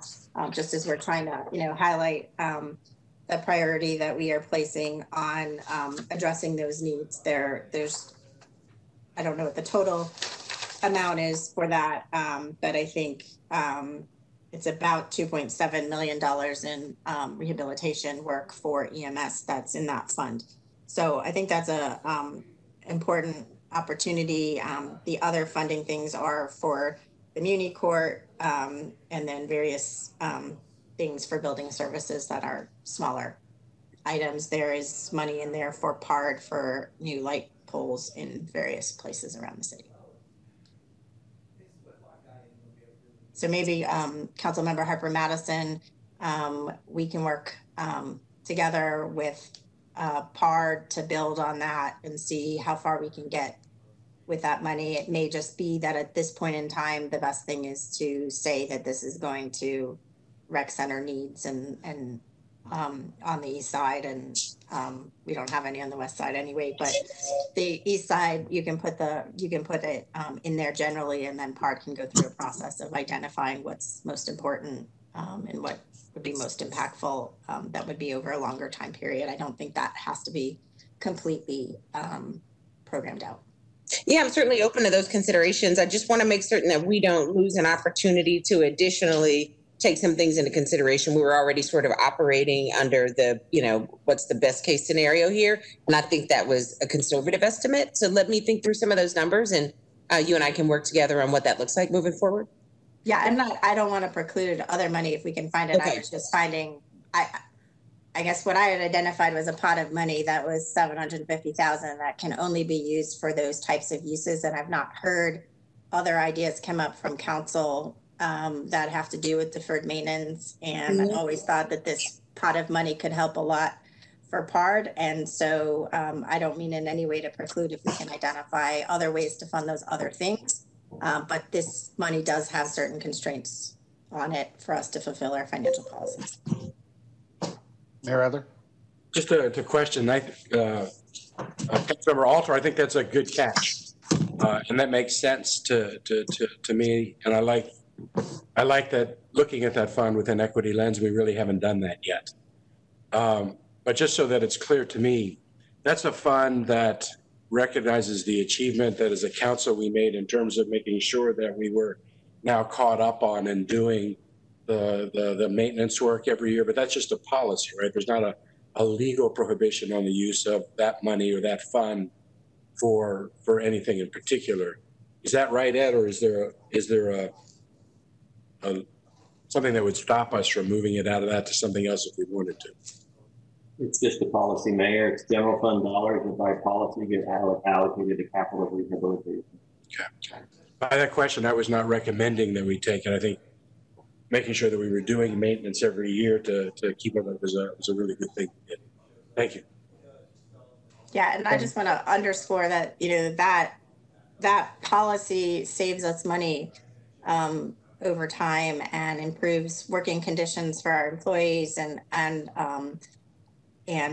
conditions for our residents in some really important ways. And we have shifted now, it's my understanding, to be more proactive instead of reactive in a lot of those things because we've been able to make some of those investments over the years. And that is saving money and creating much better conditions. HVACs in Texas are really important. They're also really expensive, and they're not always the sexiest thing to fund, but they do need to be funded so that people can go through their work lives and take advantage of city services. So I would not be in favor of moving that out of that if there are other things besides the park recreation centers that rise to the level of being where we should spend the deferred maintenance and rehabilitation money. I'm open to considering them. I just don't believe we should spend it on a track. And I think that PARD and recreation amenities fixes is a good place to do that. Councilmember Kassar. Thanks, Councilmember Alter, for suggesting that. I think that makes a lot of sense on maintenance. And then Councilmember Harper Madison, I think that if something doesn't fall within the maintenance category, if you'll remember, just at the last council meeting, the manager committed to by this fall, bringing back a plan on how parks bond dollars could address some of the inequitable levels of parkland development, and that includes rec centers in parts of the Eastern Crescent. And so those dollars tend to be much, there's just more of them for capital dollars in the bonds than sometimes in these individual budget items. So one thing for us maybe to consider would be, for us to move some of this money for maintenance over, and then to actually formalize what the manager committed to at last council meeting in a direction saying, we want a plan in the fall to show us on parks dollars, and even if you have to shift them around some, on how it is that you will do things like redo the theater space at the Millennium, or build out that soccer field on that empty parks land that we've had forever, or whatever it might be, since we've already had that part of the conversation. So there might be a way to manage both. I appreciate that. And if I may, real quick, one of the things that I think we definitely need to take into consideration if we're going to go through that process is there's money that's already been allotted for Givens. There's money that's already been allotted for the Carver. There's money that's already been allotted for the Millennium and a few others. There's no money that's been allotted for Walter E. Long, but it's certainly a part of the equation. So I think it would be beneficial for us to go through an asset mapping process. What money's been allotted, what money's been expended. I think if I remember correctly, less than 2% of the money that's been allotted for Givens has been expended. So I think it would be very helpful to sort of go through all of those points of consideration as we expand on this conversation. And I don't want to get too far afield from public safety since this is a public safety committee. But of course, y'all can talk about whatever you want to talk about. Hey, Councilmember Alter. So I just did find my copy of the policy. And so I think there is room for some additional things that have to do with betterment that are not just deferred maintenance type things under that policy. And I think, we can go through an exercise with PARD and look at that. Broadly speaking, this is not necessarily for maintenance that's outside that doesn't have a facility kind of connected with it. So that should be fine for like the indoor stuff. I don't know for Walter Long if it could be used for that, but certainly there could be a discussion over the best use of all of the parks money that are available, including that. But I just wanted to flag that I saw something new in there. All right, we've done great on time today, folks. I feel like we've discussed all the concepts that have been come out. I hear from staff that they feel like they can present to us votable items for us to do in our final deliberations next week. Are there any other concepts that haven't been brought up, stuff that we should be acknowledging, specifically in the public safety realm, that folks are planning to bring next week that we should be thinking about? Any other comments that folks want to have? Councilmember Harper Madison. I would like to take this opportunity to field some questions from my colleagues if there's any sort of unclarity or uncertainty about what direction we're attempting to go with the amendment that I'm going to bring forward about 6 months worth of the budget being allocated to the police department budget and 6 months being held in a separate reserve bucket. I'd like to just take this opportunity to say I'm happy to answer questions here or offline. Councilmember Kitchen. Thank you. Thank you for inviting that, Councilmember Harper Madison. I'm just not understanding what that means. And so maybe Ed could speak to that for us. Does that present any issues for us, or is that different than just adopting a budget? But then I'm trying to understand, hearing that proposal, I'm hearing a proposal from Councilmember Flanagan. I don't know if they're the same proposal or not, which was to say, is the proposal to only adopt six months for the entire APD budget and put all of it in reserves? Or is the proposal to say, here's the set of things that we know we want to examine in more detail, that we know that we would like to see moved, and that we're just going to hold the budget for those items? Which is, I thought I heard Councilmember Flanagan say that. So I'm just trying to understand if these are the same proposals or if there's some difference between them. Or maybe I'm not understanding them at all.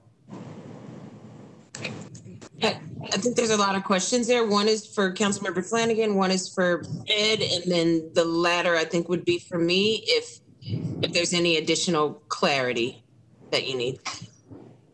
Yeah, sorry, I didn't mean to. Mayor Pro Tem, would you like to weigh in?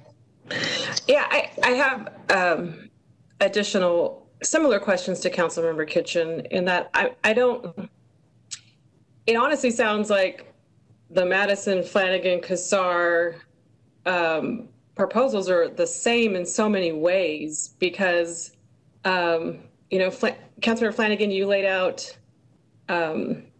yours, which I'm still trying to understand the differences. And then in reading and hearing Councilmember Kassar's, it also recognizes that while for me, it gives the direction that we're going to come to an agreement on what things that should not be under the APD umbrella, with the understanding that it's going to take time to do that. And so it's like a similar delayed, I don't want to say delayed. It's a similar, I guess, if the intent of delay for reasons of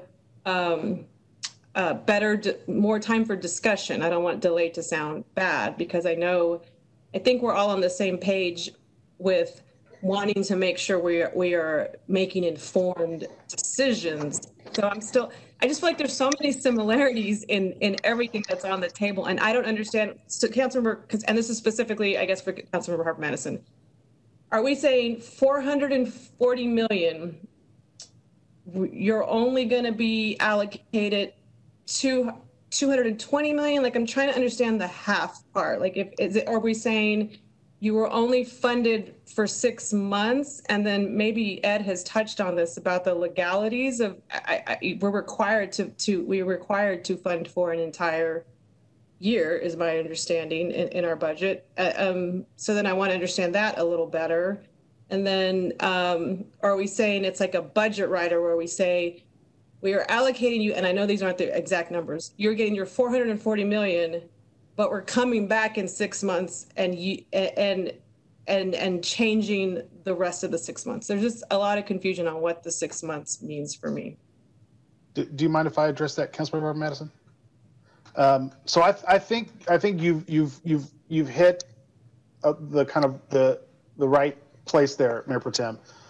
I'm hearing the similarities too, and I think it's a kind of a general acknowledgement that the work doesn't end next week, that the work continues, and it's more of a mechanism question on how we set up those continuing conversations and those continuing work.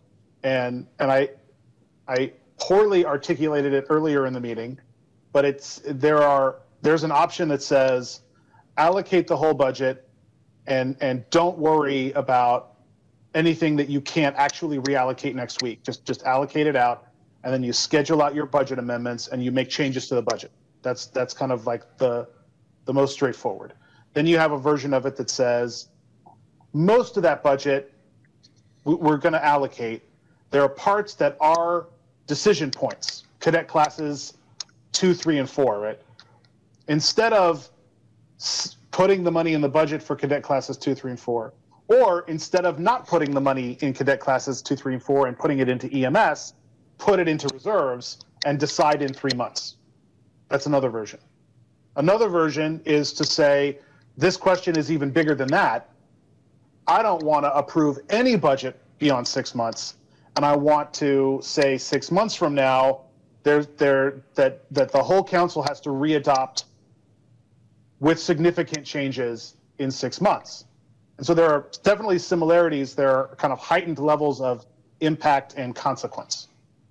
Councilmember Madison, does that generally reflect where what your proposal says? Sorry. Generally, it's helpful, but for what it's worth, just to be entirely clear, like you laid out, multiple iterations. In my mind's eye, the last iteration, the V3 of the iterations you laid out, it was the sort of the source, the motivation. Yeah. Let's not do anything beyond half. And I think another point of clarity that we're still trying to work out, and that's my hesitation with, really saying too much, because I hate for people to see all the, working iterations, but I know that there are some questions. So one of the things that we're also trying to figure out in terms of working out what the practical application of the proposal actually looks like. What can we do? What can't we do? I think another thing that I want to make certain to address in that is, I know that there are some questions about what does that number look like if and when we include all the amendments that will come to a certain amount? Does that change the amount that goes into reserves? And does that affect the amount that we are setting aside as an approval for the first 6 months? And so those are the questions that we're still kind of working the kinks out. Because in my mind's eye, it seems to me, and this is probably an Ed question, it seems to me as though we should be able to, by Monday, but the 10th, when we've all submitted our amendments, be able to calculate what the total is on those amendments and subtract that number from the big number, and then make the determination about what gets allocated by way of the 6 month budget and what goes into a reserve.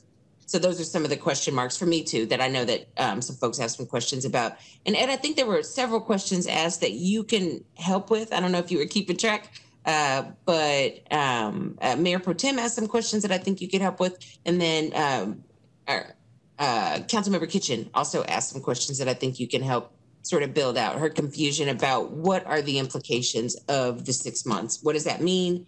And I think Mayor Pro Tem's question was, do we have to allocate the full year's funding? Because I was under the impression we did not have to, that we could go for just the 6 months, which was sort of the motivation for this timing, recognizing that we have the mandatory, we have to revisit this in 6 months anyway. So the 6 months wasn't arbitrary. It was recognizing, one, like Mayor Pro Tem said, we need more time to deliberate. The fact that we're a month less than we should be is really problematic in a lot of ways, especially if, we're all saying the same thing. We all want true transformational change as we address reimagining public safety. And I think, 30 less days is really difficult to do that. And so I really do want to buy us some more time to more carefully examine, deliberate, and be really intentional. But I also want to make certain that people don't feel like that means somehow there's and I appreciate that she clarified like the delay. That's the question, that's the concern for folks. And I'm going to find a word that doesn't, give people that sort of reflex reaction. But yeah, any technical information that you can build out there would be helpful. Mayor, you want to jump in before Ed responds? Hold on. You get yourself muted. We're both doing it. Okay, now. Got it. Thank you. Yeah, just because I think it might have Ed related to it too. I supported Councilmember Harper Madison's proposal, and I know we're fleshing all these things out. But I can tell you what I had in my mind's eye when Councilmember Harper Madison spoke And I don't know if it relates to what's in her mind's eye or if it's possible to do. But what I understood is you pass the budget for the year. Those items that are in play would be in a transition budget, which is just a category or an aggregation of those items, which you could total. But the budget is a year budget. But in order to make sure that there's never a default scenario if the council doesn't get its act together that you go more than 6 months, you don't authorize the actual expenditure out of the budget beyond that 6-month period of time. So the council would have to come back together again to actually authorize the expenditure. The budget would still be adopted. It would still be a year budget, but it would only authorize the expenditure of the first 6 months of both the police item budget, those things that would ordinarily have been spent in the first half year, and in the transition budget, those things that would be spent in the first half year. But the council has to meet again to authorize the expenditures for the remaining 6 months. And I saw that as what I heard on that I liked was how it changed the default. Because the default is that there were no expenditures authorized after the budgeted items for the second half of the year were not authorized to be spent, even though they were budgeted and allocated that way. I don't know if that works. I don't know if that's what Council Harper Madison had in mind, but I like that about what I thought it was. Councilmember Kitchen, I know Ed is biting his tongue, but I want to make sure folks have. Well, he can answer. I'll get more specific. He can answer that. So in that scenario that the mayor described and others have described, is there an impact in that semario on the new hires that we want to make? So an example is the mental health program. Does that, can we go ahead and hire and get them started when if I'm hearing you correctly, we haven't approved them for a whole year? I was thinking more in terms of we approved the parts of the budget that were not at issue and went ahead and approved them for the whole year. And then we created that bucket you're talking about, Mayor and Councilmember Harper Madison, and we created that bucket. And those were the ones that were maybe not authorized for the whole year. So my question for Ed is, what are the implications for wanting to hire and get started on these programs that we have said that, and it's not just mental health, the EMS is in the same boat too, in terms of hiring new positions? The way I'm understanding the various proposals, I don't think there would be any implications or consequences for what you're just talking about. If we make changes on next week during budget adoption that makes reductions to one area of the budget, increases the budget of other areas, there's no reason for the additions we're making to EMS or mental health services to be impacted anyway by what we're talking about. I would request that council give us some time to work on this. This is not something we've ever done before, and it's not something I'm aware of happening other places. There are a lot of things in state law about what we can and can't do, and we just want to make sure that we're doing everything correctly. I feel like I fully understand. I think Councilmember Flanagan did a good job laying out these different options, and I'm hearing what council is wanting to accomplish. And I would just ask that we give us a little bit of time to work with our law office to determine how we could structure this in a way that is legally appropriate and accomplishes what council is looking to accomplish. Thank you, Ed. And I do want to acknowledge Councilmember Tovo has joined the meeting. So Councilmember Tovo, if you want to weigh in, just let me know. Councilmember a bit ago, but your panel, you have the. Oh, I hadn't upgraded you into the meeting. I'm sorry. All right. Yeah, you've been with us, just not in the screen. Councilmember Kassar. But be careful because they'll start playing with your buttons.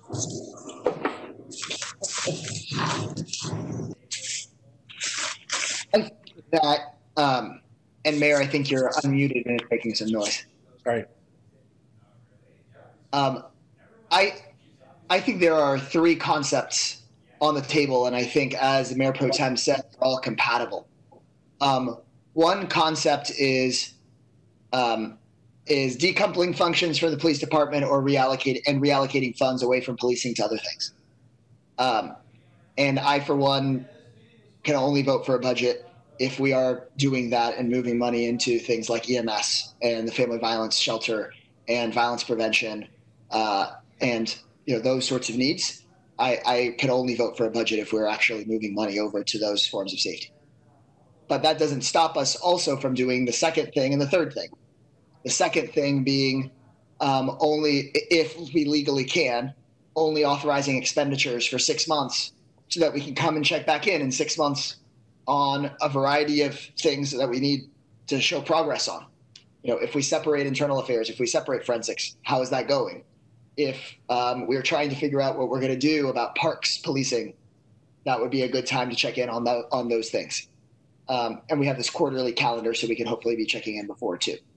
And then the third thing, which I think is related but a bit separate that the mayor has mentioned, is if there are things that are still in contention, if there are things that we have still not figured out how to phase out or transition over, having a reimagining safety budget line or transition fund that we are chipping away at amongst that calendar, I'm fine with too. And I think where some of the potential miscommunication has been that we have to choose one of those three versus the others, when in fact we can do all three of them this budget. And I think what we're going to have to sort out as a diocese is how much of each one do we do. And again, I think I've made it clear that I will not vote for a budget if all we do is number 3 or all we do is number 2. We have to also start doing some of the reallocation and decoupling that I think is important to do right now. And then, having that transition and that 6 months for things we can't sort out. Mayor Pro Tem.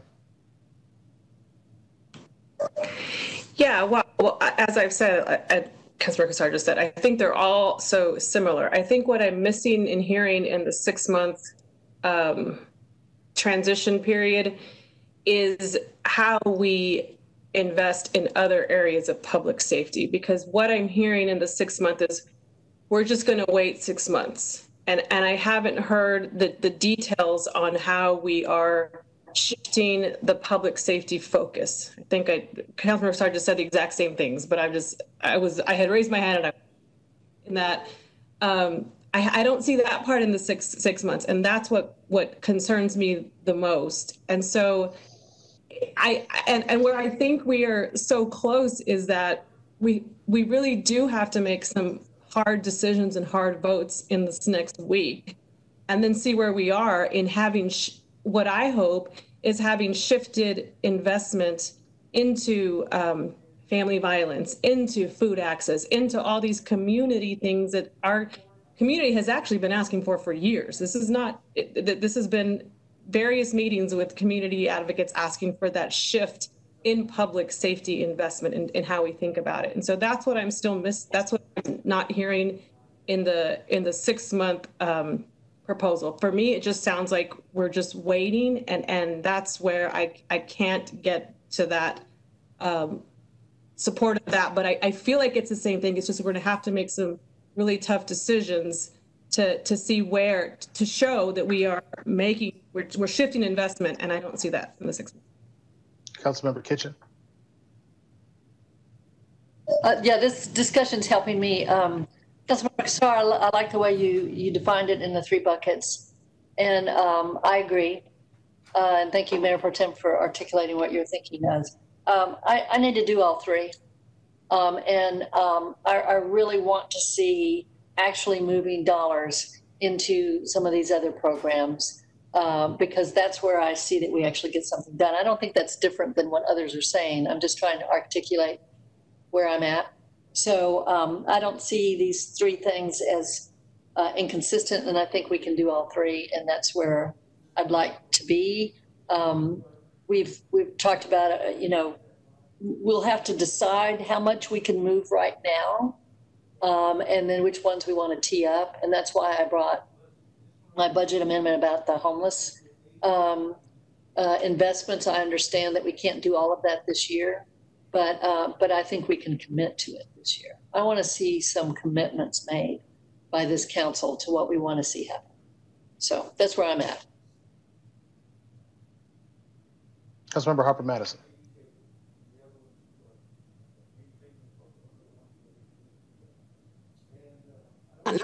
There it is. Thank you again. For some reason, it's like it's sticky. I'm pushing it, but it won't unmute. I appreciate all of that, and I'm glad I brought it up because everything that's been articulated thus far, I might have even hurt my neck nodding in agreement so hard because all of that, especially the way that Councilmember Kassar was able to lay it out. And so the way I articulated it was take all the things that we know we want to do. And he more eloquently expressed that where those dollars are going and what our shared desire for community investment looks like. And so, yes, all three of those things and exactly that thing. And so, and yes, to Mayor Pro Tem's question about whether or not the proposal is that we just wait 6 months, that's absolutely the antithesis of that. Like, no, not that at all. And so I think part of the problem is that we haven't really completely fleshed out the amendment in its entirety. And so I've been intentionally vague because I really just try to be very careful about the information that we share, especially if I'm concerned that it may potentially shift. But just a couple of bullets that are helpful, even without, a completed draft of the amendment. Would be, so we'd like to empower Deputy City Manager Nuria Rivera Vandermeide, working alongside the police monitor, Office of Police Oversight, Farrah Muscadin, to work through their process in order to, and then there's several things for them to accomplish, evaluate and recommend as appropriate transition, timeline, and logistics out of APD of items laid out in the transition budget, so that council is in a position to vote on those items prior to or as a part of mid-year budget authorization in 6 months. And I don't think it's prior to or as a part of. I think it's both. Like, I think very much like Councilmember Kassar laid out, to evaluate and recommend additional items for council to consider to really achieve that reimagining of public safety. So council is in a position to vote on those items. And then with an established timeline of no longer than 6 months after the August budget adoption, with transparency, a super transparent structure, and a calendar, which Councilmember Flanagan, I think you hit the nail on this one earlier as well, that allows for that public input, that allows for that public involvement. And, Deputy City Manager Vandermeide definitely touched on that. To be certain that we have adequate resources that should be appropriate to complete the evaluation and preparation of the recommendations before the mid-year budget authorization process, including, obviously, but not limited to, staff support, research, public engagement, participation, retention of consultants if need be. And then finally, I think one more point of consideration, and my hope is that sort of thinking through this with y'all, you see where my head is at and where we're headed, and it answers some questions. So staff should be able to report to the public and to City Council, frankly, periodically as appropriate, with final report issued at least 1 month prior to the beginning of the council's public mid-year budget process. So that's not all. It's a short list of points of consideration, but that's the general direction, and I hope that's helpful. We intend to post amendments tomorrow, so if that's not as clear as it needs to be, my hope is that when we post the amendments, we'll give you a better idea about direction and what things we hope to accomplish. But there's nothing that Councilmember Flanagan, Mayor Pro Tem Garza, Councilmember Kitchen, Councilmember Kassar, there's nothing that any of you all said that I would disagree with. It's all of those things. Ed, did you want to weigh in? We've gone a full round practically. I would just maybe weigh in again that there are some complicating factors here. When you think about appropriation, this is just our fancy language for spending authority. When council approves the budget, that's essentially what you're doing, is you're approving appropriations for the year. It gives staff the spending authority to advance its programs. That plays into our tax rate setting. And so to only partially appropriate some of the funds plays into the tax rate calculations that you'd be setting and the tax rate election. So this is a different year, and there's just a lot of. I'm getting a Councilmember Harper Madison can't hear me. You're just muffled, Ed, and so I don't know why your mic's having a hard time picking you up, but it is muffled. Okay. Should I start over? Yeah. You're good. Keep going. So if you could start over, I wasn't able to hear the prior part. Sorry, Elsa. I'm just suggesting that council give us some time to work with the law office and work through the details of how our appropriations would work. If there's any aspect of state law that state law does speak to adopting an annual budget. So how does this play into that? But my biggest thing I want to make sure is how this would affect our tax rate setting. If we're going to appropriate less than the full amount of the budget, that affects the tax rate, and how does that play into the maximum rate and the rate the council would adopt and the tax rate election that you'd want to be having that would be over and above your adopted rate. So it's just kind of a complicated dynamic, and I think we need some time to work through that. Not a lot of time, but some time. Mayor Adler. What I agree with what Greg said. I was also thinking of this as being able to do multiple kinds of things. I also agree that some of the things we have to do now, and I think we're going to be in a position to be able to do those. And I wasn't thinking in terms of not appropriating the whole year's budget, but I don't know that having appropriated a whole year budget, the council can't also instruct that before there are actual expenditures made for the last 6 months of the year. You have to come back to council for approval. We don't have to do that. We can appropriate a year budget and not having said anything, you can just go spend those monies. Sometimes with contracts over the year, you come back for council approval. So it would be in the nature of that, as I understand it. So you would be appropriating the whole year budget. You would be doing the tax rate to raise the money for the full amount of the full appropriation.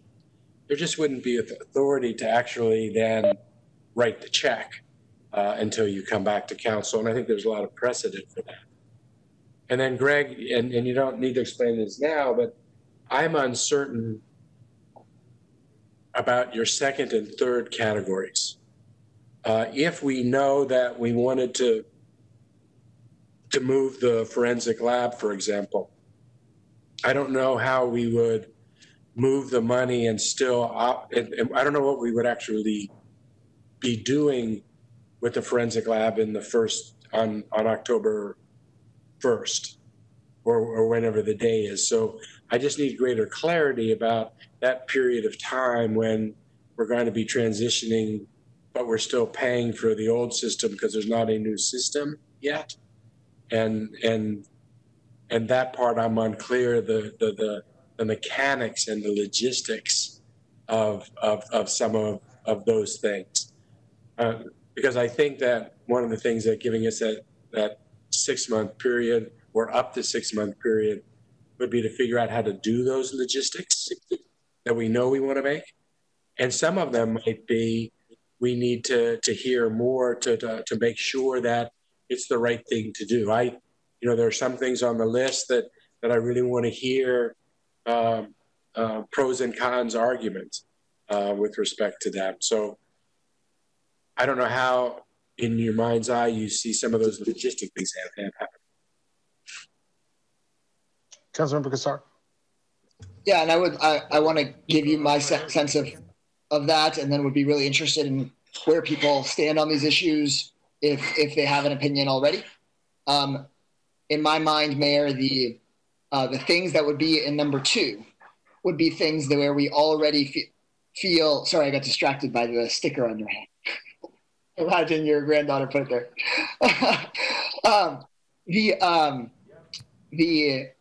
The things in category 2 would be things separated that we already feel comfortable knowing that they should be separated.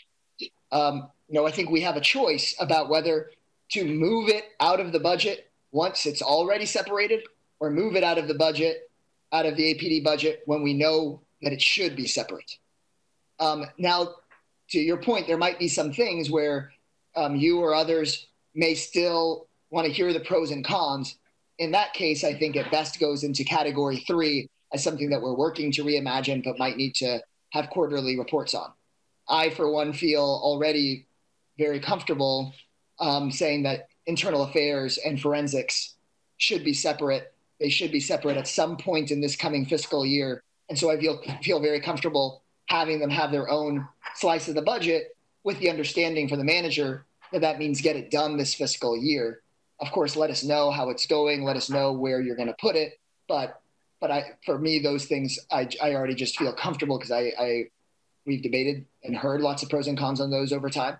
But if you want to hear new pros and cons on something and aren't quite sure exactly where it's going to land, then that, I think, goes into the third category, if that makes sense. It does. I'm also comfortable on some of those things. And the forensic lab, I think we've already studied, and I think we can just make a decision on that with the partners. I just don't know, having made that decision, how you reflect that in the budget. Right, I can see. Yeah, on the pie chart, it would be its own slice. I would say forensics, and it would have the budget amount. And then the understanding for the manager would be get it done this year. It's not saying get it done, between here and October 1, because it's a year-long planning document, is the way that I see that. I'd be interested in what other folks thought about IA or forensics or that kind of a process.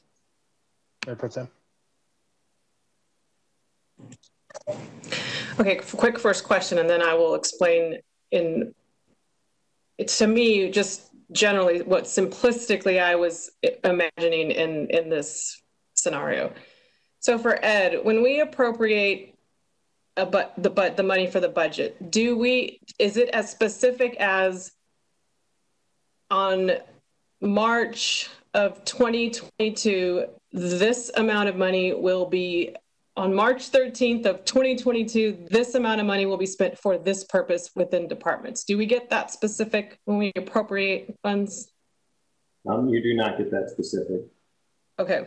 So what and maybe this helps Ed, and again, I really like this conversation because I feel like it's getting to the meat of what we're really trying to do here. In my mind, it's very simplistic. These numbers are going to be off, but 440 million, right? If we split that in two, there's 220 million, 220 million.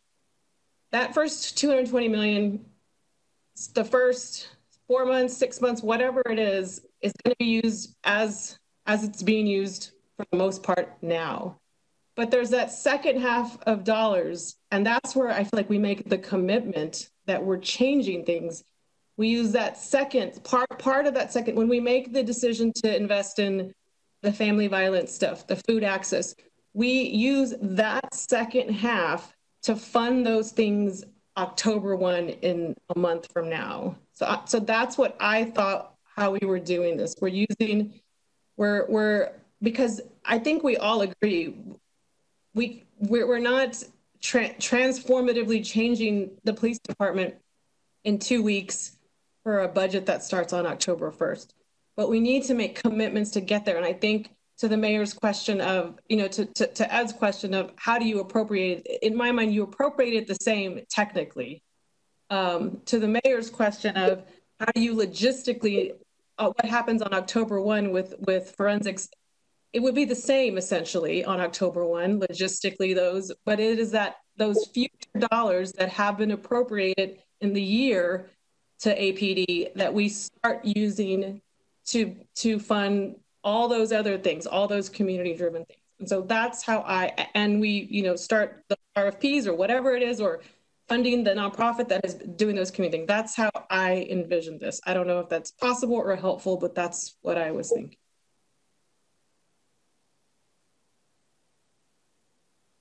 Councilmember Poole.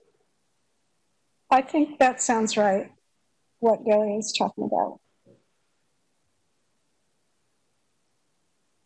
Councilmember Barbara Madison, did you have your hand up? So not letting you do it. Yeah, there you go. I got it this time. I was just going to say, no, that really does help me to get to the heart of what in any sort of hesitation or concern that you might have had. And I think, just like you said earlier, we are closer to direct alignment than you think. And so I think being able to, that's helpful. And when we're able to articulate the amendments, because it's like, if it wasn't entirely clear for you, it's not going to be entirely clear for the general public. So I'll make certain to be as explicit and specific in laying out the amendments as possible. So thank you for offering me the opportunity to really hear what the concerns are there. Councilmember Kitchen. I just want to repeat so I make sure I understand. I think everybody's saying this. So if we make a commitment to fund a particular item, like this EMS, I'll use that as the example, we are making that commitment now for the entire year, assuming that's something we all agree to. We're not setting it aside in transition. We're making the commitment that that's done and over and that money is going so that those programs don't have to come back to us in the middle of the year and ask for permission again. Am I right about that? Okay, and Mayor Pro Tem, if I'm hearing you correctly, that's the kind of thing that comes out of the half that you're talking about, right? I mean, that's what I thought, and that, and not because none of all of the funding that has been suggested so far that gets reinvested back into the community, public safety, imaginary scenario is less than 220 million. So that's, and I know these are very basic, simplistic ways. I'm just trying to, and so I feel like that is, we can fund those things, and that puts the what's it called? The just the urgency that we're gonna change, because there's not going to be money in the second half. And it gives the urgency, shows that we're serious.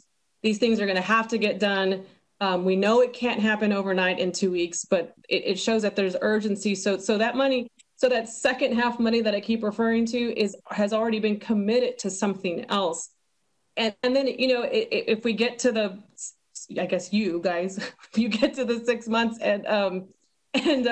you'll be able to, as you're approaching that deadline, as our council members are approaching that deadline, we're able to make adjustments, as we approach it. But it shows that we are committed to a second bucket that has already been allocated. So we know we can't even pretend that we're going to kick the can down the road. It's been allocated. The EMS people have been funded with that money, if that makes sense or helps. Other comments? We're down to our last 10 minutes. Councilmember Alter. So I'm not sure that I'm totally following all of this or in agreement with all of the pieces. I want to kind of go back and watch it and make sure that I'm understanding. I think what we're trying to do, and we're all in agreement, is that we need some additional accountability mechanisms moving forward. And simply the framework that we've been given from the city manager's office is not sufficient for us to have confidence that we're going to be able to make progress, and that there's deadlines and there's things that have to be met. And I think that's what we're searching for. I'm not sure that we've landed the plane on that yet, as to where we're going. There are, as difficult as we've found it to be to identify ways to cut, and most of what we've identified are moving things out that we think should be better handled by people outside of APD, I don't think we can be spending huge amounts of money without having identified where those cuts are going to be.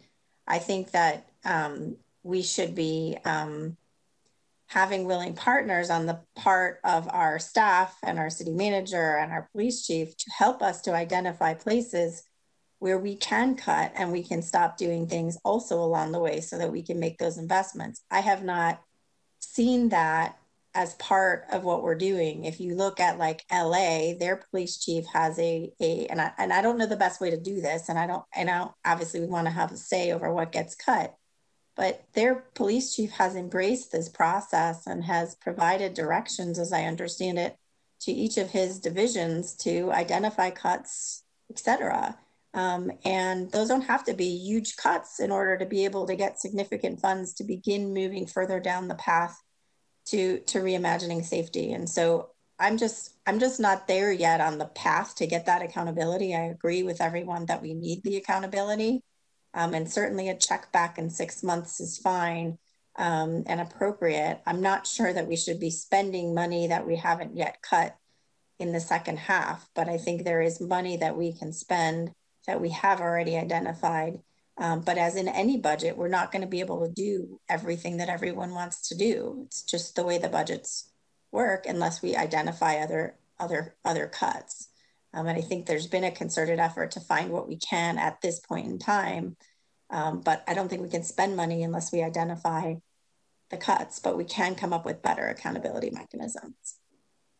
And I would just add to that, you know, we've all experienced the kick the can down the road with different resolutions and initiatives that the Mayor Pro Tem articulated. I feel that this time we are better positioned to not allow that to happen because we have formed a committee who is committed to keeping our eye on that ball. And there will certainly be a heightened level of accountability when that structure is in place. And I think if we are clear in the riders and the direction next week that we want staff putting budget amendments on future agendas, then we'll also be telegraphing to the community, here's your next time to speak, because we're not going to only give you 2 weeks of warning, we're going to give you 3 months of warning. This is going to be the time when we're going to be able to say to the public, and we're going to ask the manager to say to the public and the chief, whichever chief we have, to say to the public, this is what we did in 3 months. And we want to hear from you. And here's what we did the next 3 months, and we want to hear from you. And so I think that's a better, it gives me more hope than I think I've had with major initiatives that have failed to launch in the past. Chief Rodriguez, you put your hand up in the meeting, and so I brought you in.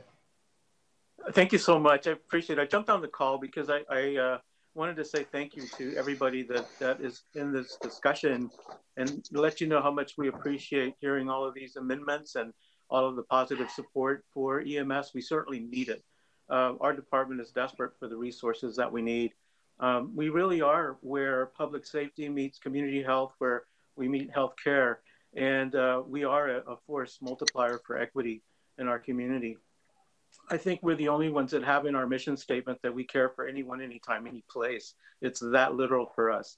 I want to take a moment to say thanks to all of the men and women of Austin, Travis County EMS, and for everything that they're doing right now. Right now, they are the front line for the COVID pandemic. And as you know, it's getting hot outside, 90 to 100 plus degrees every day, and donning PPE to protect themselves adds a huge load for them in terms of physical challenge. They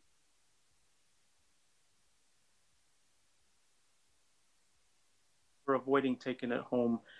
So it is nice to hear that we're supportive of everything that they do. And I just wanted to take a moment in public and thank you and to thank them for everything that they're doing. I realize you have very difficult decisions to make. I certainly don't want to try to lean you in any particular direction. We know that you support us, and that's what matters to us. In regard to timing, as we look at all of the different amendments and everything that potentially could affect our department, I've asked our team to go back and look to see how we can optimize implementation of all the different components.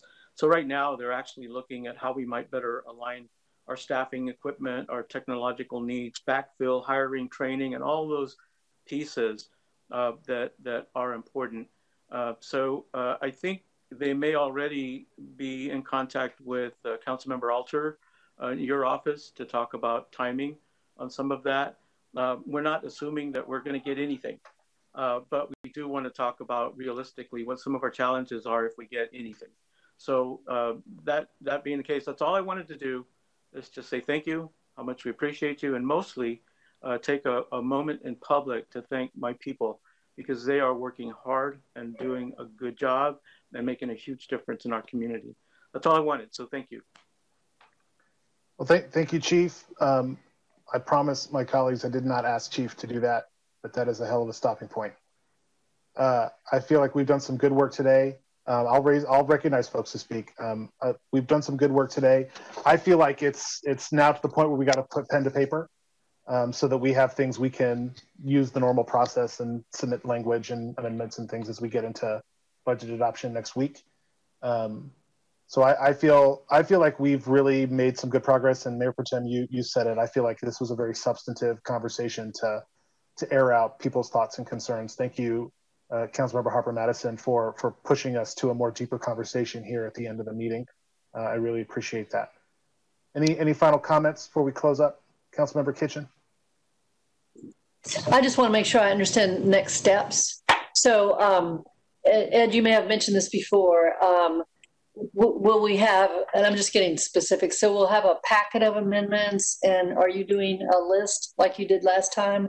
And then part of this may be for the mayor on what the process is that we're going to go through for our voting. I would just, and you may, if you're not sure now, you can post it on the message board. I just think it's important for us to understand specifically how we're going to go through the amendments, and we've done that in years past, so that we all understand up front the way that the conversation is going to go.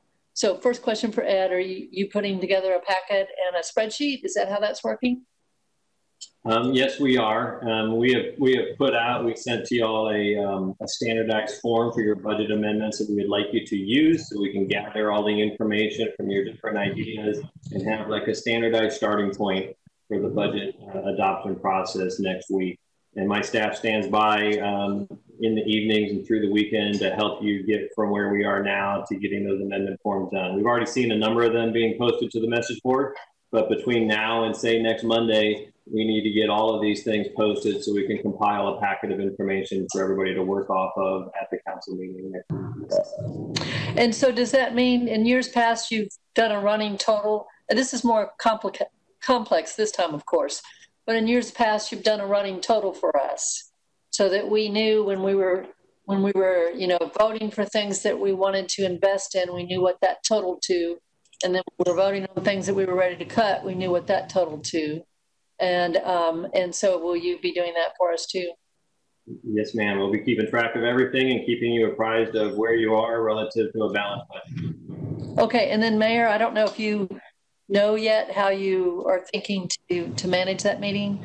Is there anything you can tell us now, or are you just going to put it on the message board? Or I'll put something on the message board. I think it's fair to have something we have in past years kind of outlined that in advance. I think the broad principles will be kind of the same.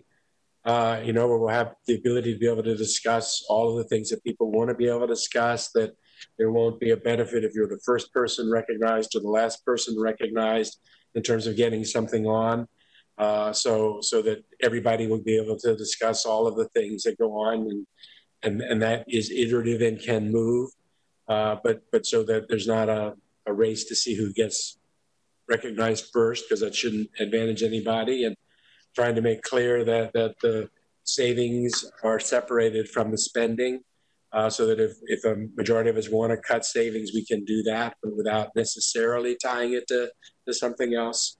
But the same general principles that we've been working under for the last several years, but we'll post something onto the board. Thank you, Mayor. Councilmember Poole. Real quick update, I had asked staff how many civilians were in special events, and I got a response back from Chief Gay that said, due to the workload in special events, they merged emergency planning with special events for more efficiencies. The total number of civilians is 3 FTEs. And we'll be putting that into the one-pager and the amendment document that my staff is working on. Mayor Pro Tem. Is this our last public safety meeting before budget approval? That's correct. Okay. We have public safety committee meetings immediately following budget to dig into mental health, first response. We're working on a committee meeting to talk about homelessness initiatives, and of course our ongoing oversight of budget implementation that we'll continue to do. Okay, well then I just want similar to the comments that Chief Rodriguez made, I wanted to thank you, Chair Flanagan. I remember when I got the request for some public safety meetings in addition to our Project Connect and budget hearings, and But I really do think this has been incredibly helpful. And I also wanted to extend the thank you to our fire and police, this is a public safety committee, and to all our public safety that are out there on the front lines. And I really appreciated how he also mentioned the families too, because I'm only a former first responder. I'm a former daughter of a first responder, and I know the toll that it takes on families, especially families having to quarantine to keep themselves safe. So thank you so much to all our public safety first responders and for being out there and protecting our community and keeping us safe. Thanks, everybody. It's 2:00. Any final comments? With that, make sure everybody checks with Ed, get your stuff posted to the message board, and we will see probably everybody on Friday, tomorrow for Project Connect, and then next week for budget. It is 2:00, and I am adjourning the Public Safety Committee. Thanks, everybody. Written from the first chords that I ever learned, and I'm singing soft to the winds of the day. Come and carry this heartbreak away. I've always tried to be a good